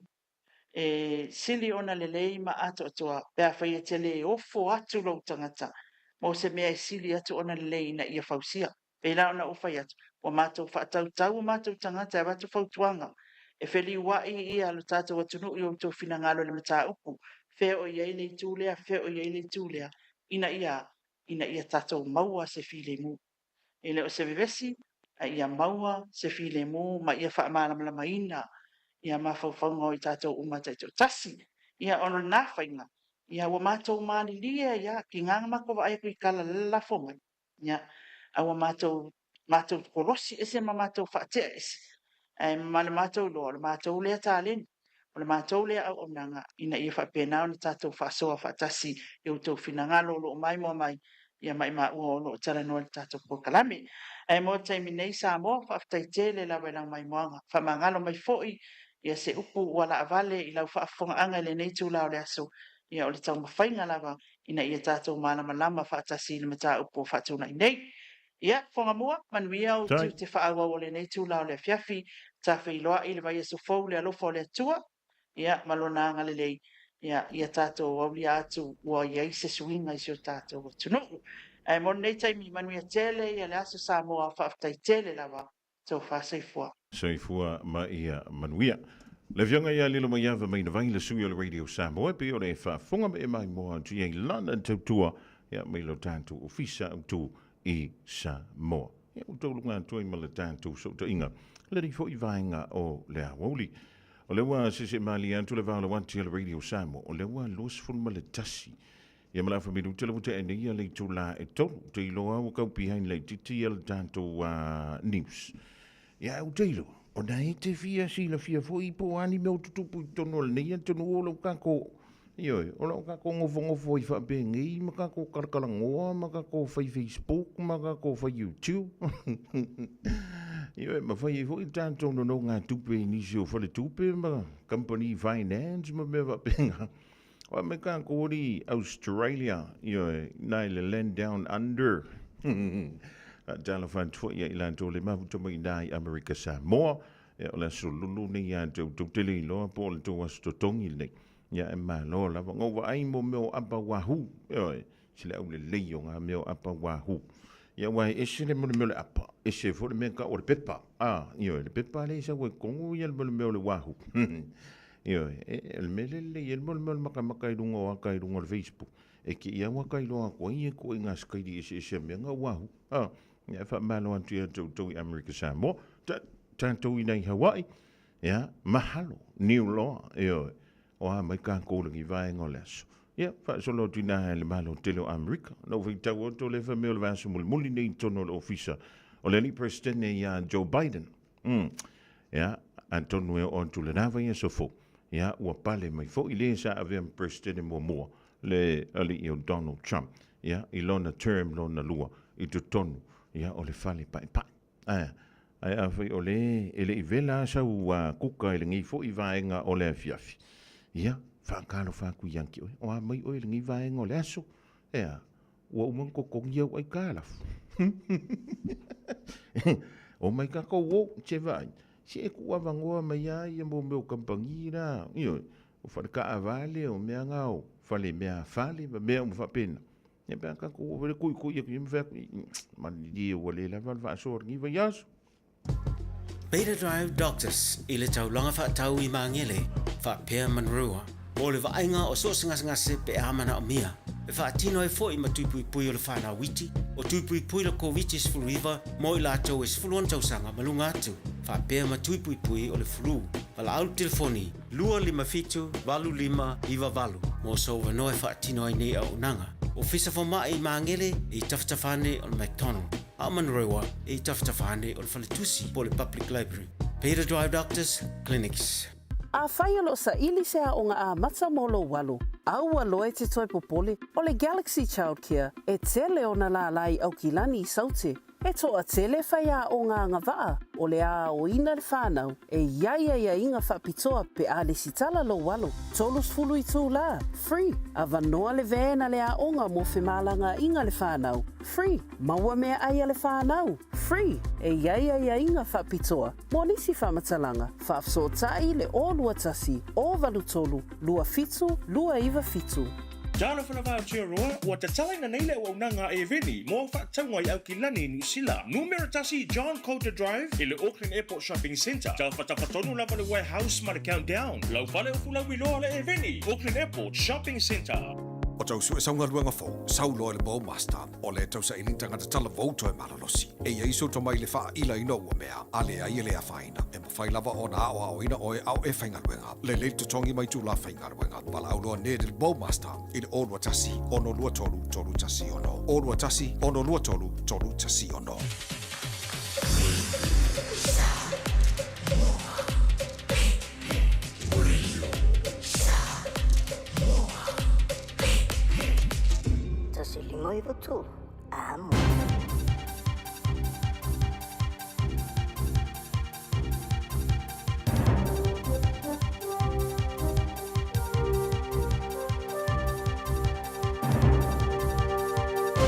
In this update, tributes to Lynn Fleming's dedication to her family, job and community at the slain police officer's Nelson funeral. The 62-year-old was killed on duty early on New Year's Day. Police officers have carried her out of the service to the playing of bagpipes.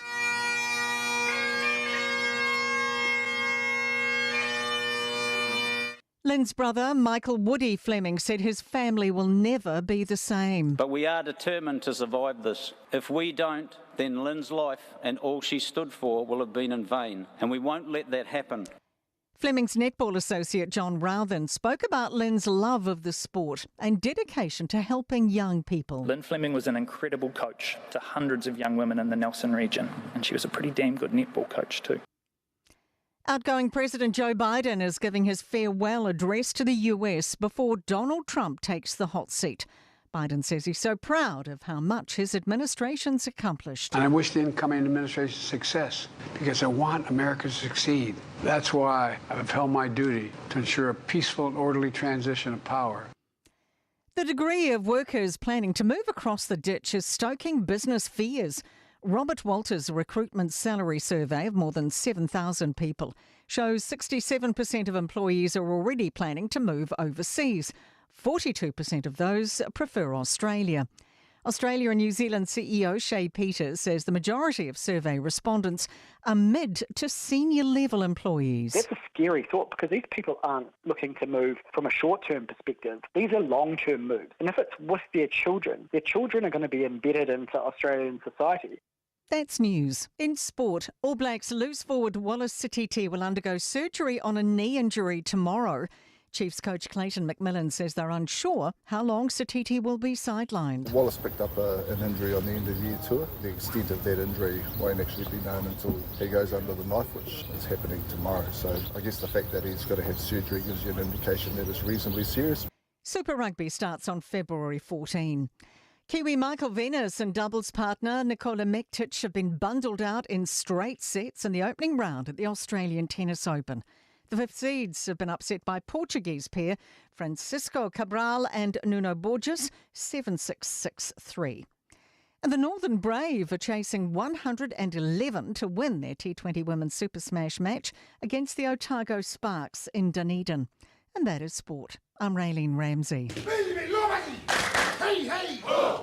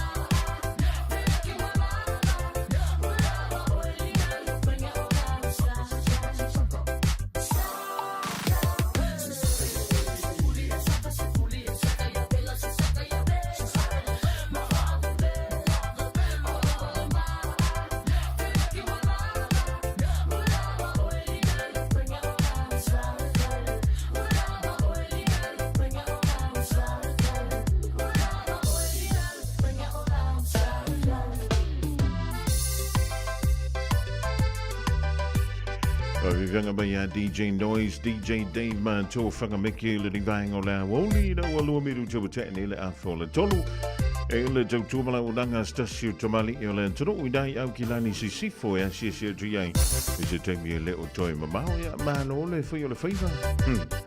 Palapale Lunga Baya, Oking Ausi, Inganga, Efek, Yeleka, Yelfalabella. Ang woman qua Efalabella, Laco Falabella, I feel a Yemela. whai mea alofa I a inga mawo I Samoa, e ala I le whaatawina o se hotel ta alofa voucher. E mawhai o na whaongaina mo aso ta ua whailongaina. E pei o aso whanau, whaipoiponga, pe whai malolonga mo ta whawhau ai whaiungo vai aso. Whaatau e oi New Zealand nei, ai piki e lau a inga I Samoa. Tanga I ane I le pacific40.com/hotel. Ma whaatau nei loa. Pe wala au I le o lua tasi, o valu tolu tolu, lua lua lua tolu.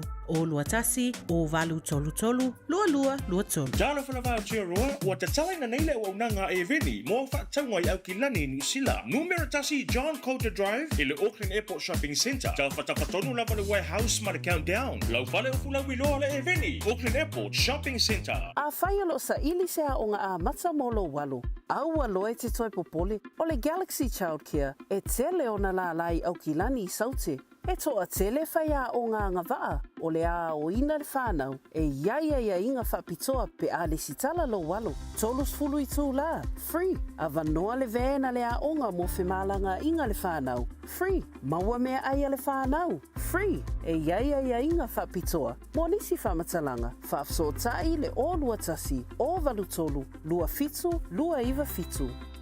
Talofa Samoa, o Atishna Ryan, o le Licensed Immigration Advisor mo le Auckland South Immigration Consultants. E visosoani mo so se tu ai ngā visa e malanga mai New Zealand po Australia. Telefoni mai nei loa I le o valu o tasi o no valu wha fitulua. Po le o lua tasi o no valu fitulua tolu o.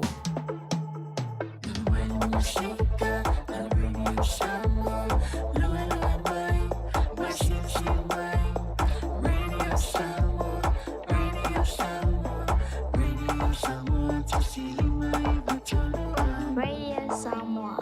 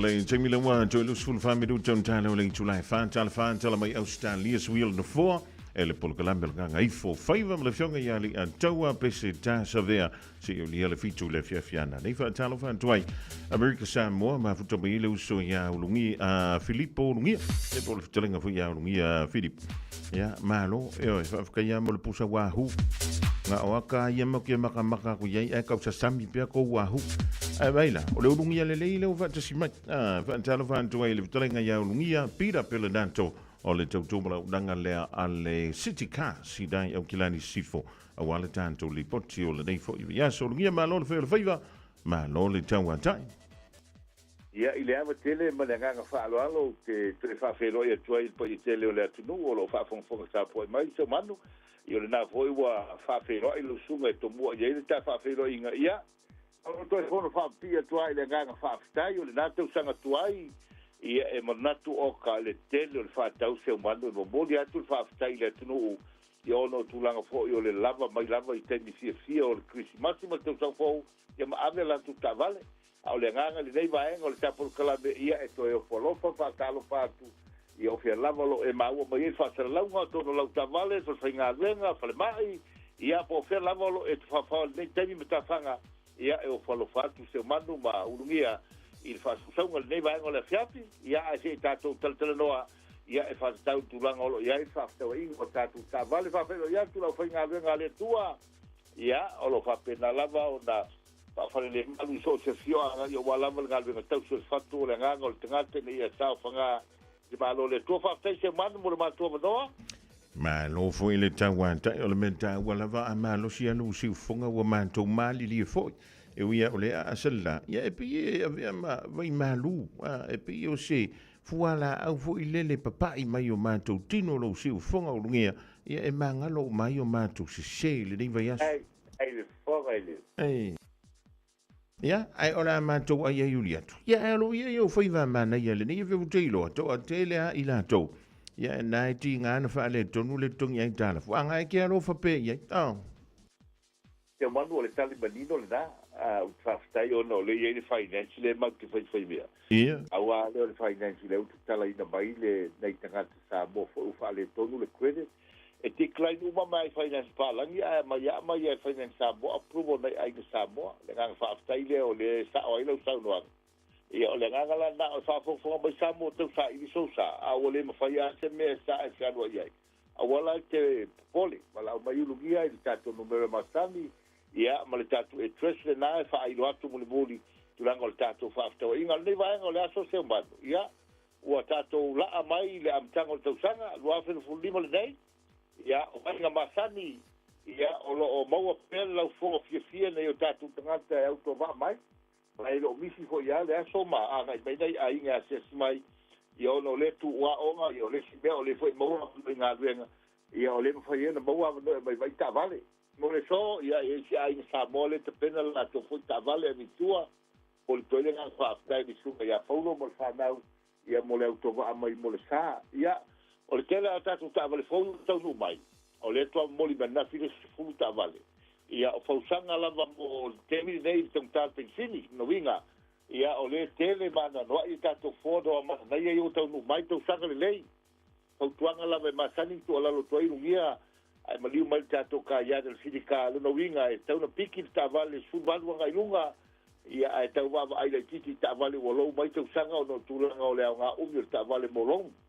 ia o ni si vai na ta o se manu o le fin sua ma warranty o tato ia fai na wati tua ia ina i fai na look after ta vale pe in fale tonu ia e utu fatumu lo sa uma no fai uma tatu paperwork ma ia mana tua ia tatu facility e se mete manatu te facility ai a volta fia o temi de fai tatu facility ma ia famalino fo tu lango tatu sign up ia e mafai tu atu ta vale ia to pe ni ma so e fai to fia ia se e fai na fitfilinga ava pe mai o le mana wai fai to swap ta vale ia por te suya ingo tato financial tulanga le na o le mafai ona atin la o nanga sidika ia ilona ai tele ile tasro lua Lincoln Road Henderson e mau ia te tu mo nanga mali mai matala a mai wa o ia upo le lava upo fa matala i tele tato ta vale ai so mai lava le ia e tele ta vale e te ai fili ai lo filinga ia ono le matango fia mo le au leo ta vale utau no mai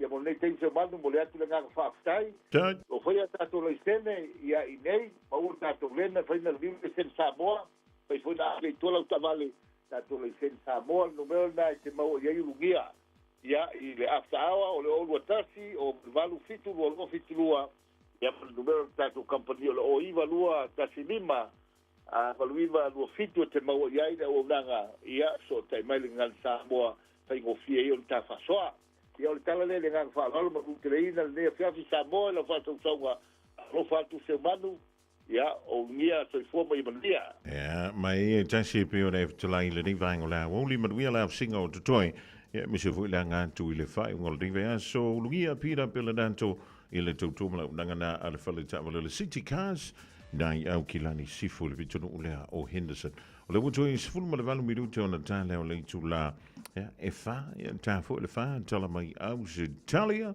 le ni fiafi le stofi 24 hours a day, 7 days a week. Radio Samoa streaming live on www.radiosamoa.co.nz. Just think a minute. It could change everything.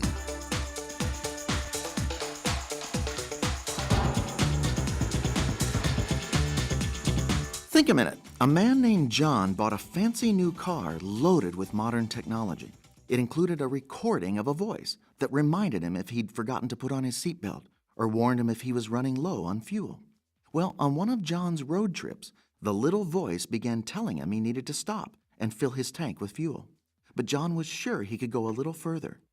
Well, every few minutes the voice would come back on, telling him to stop for fuel. Finally, John got so irritated, he pulled over to the side of the road, found the wires to the voice recording, and yanked them out. He was so relieved to finally have some peace. Of course, shortly after that, his car came to a complete stop and he was stranded. Just as the little voice had warned him, he was out of gas. You know, our maker and manufacturer gave us a factory-installed warning voice. It's called our conscience. We might think sometimes that it's just a nag that tries to ruin our fun in life, or that it's plain wrong. But if we keep ignoring our little voice, it becomes easier and easier to block out, until eventually it'll stop working altogether. Like the guy who was trying to decide the right thing to do, so he asked his friend for advice. His friend said, "You gotta follow your conscience. Just listen to the little man inside you." The guy answered, "Oh, that doesn't work for me. My little man's an idiot." The fact is, our feelings and conscience are not always a good guide to tell us what's right and wrong. Because in one way or another, we've all damaged and confused our conscience. We convince ourselves that certain wrong things are okay, so we won't feel guilty about doing them. Like the song that says, "How can this love be so wrong if it feels so right? If loving you is wrong, I don't want to be right." But our confused thinking and feelings can't change the fact that those things we're doing are still wrong. The fact is, we've all chosen to go our own way and gotten lost. So we simply need to come home to our Maker, who knows the right road through life. So won't you ask Jesus to be your life's guide? He'll repair and reprogram your little voice and show you the right, best way to live. He'll even give you the power you need each day to fully live it. Just think a minute.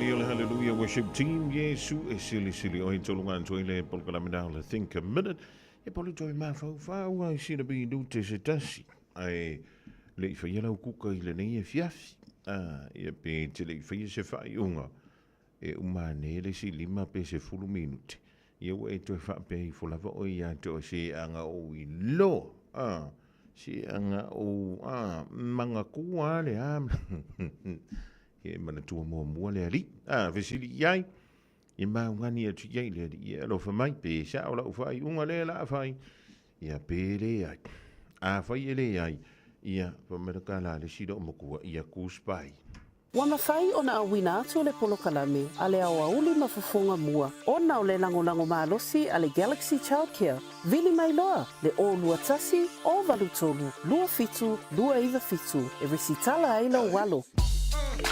O le wana tue valumala whamiru tona tāle o le tula e wha Samoai a whewa i singana o le tautamali i le tātou mawtanga i le so. E poto la wale tautai e le teimi sasi i lana vai. Te antu lau soifua i malamanto wola. Laso a tau ia pa tatu o liele i lona lofa malona ngalele ma ngalo se upupo se tala e wale tala feu mai lau mai tau e poto ale tautai e fo le timi sa si la na vai e le fo se sa wa to i lan le la le dei ia e manatua po ai na tu si ai lau li mai tasi ia e pe via li manga wa ku ya ki oi le polokalame longa ngai fo faiva ma le fionga ia pe se tali a to sevia o le wasa mai alo tala mai si to ina o Miriama la topo mare mai Australia o na so on toile ma le polokalame na longa ngai fo faiva ile nei fo ia se tofi alo vantu marui le fiafi ma le tua fuala au fa so i foi tolo impatalo tu ma le peninsula mai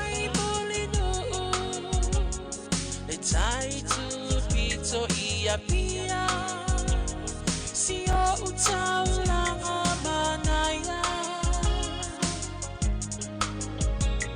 e fe pula fi mai le sau o ata uma o fetu o le lani e sulungi ia umasia uhani a o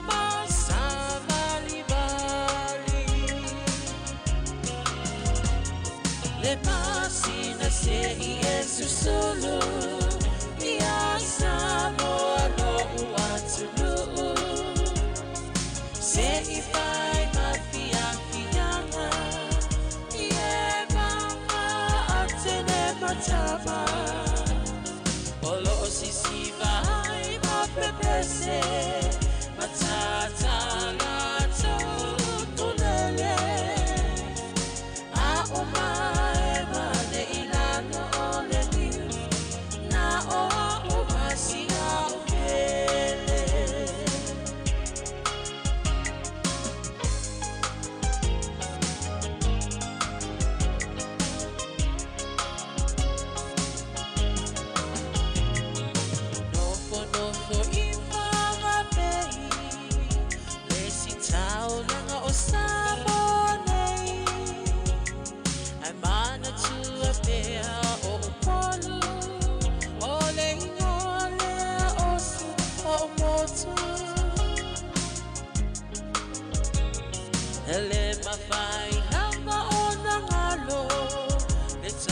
tafe mali o mai singano lo no ai tine matama yunga lona awala lau papa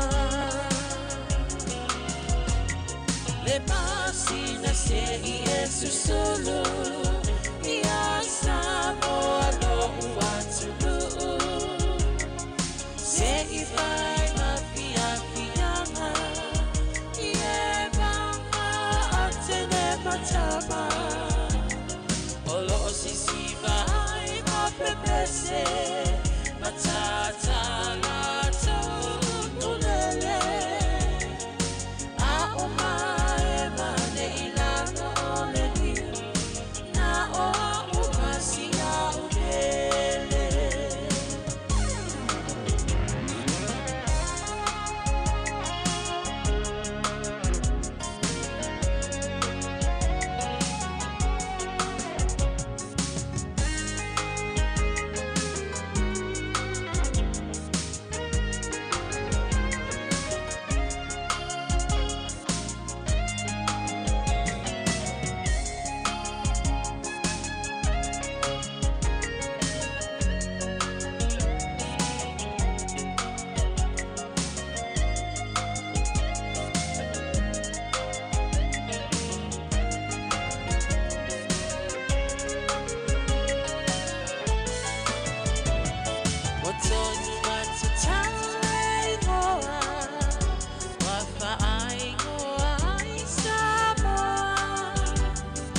Berina ole Pasifika e pai mamita mitanga ya ita wafa ape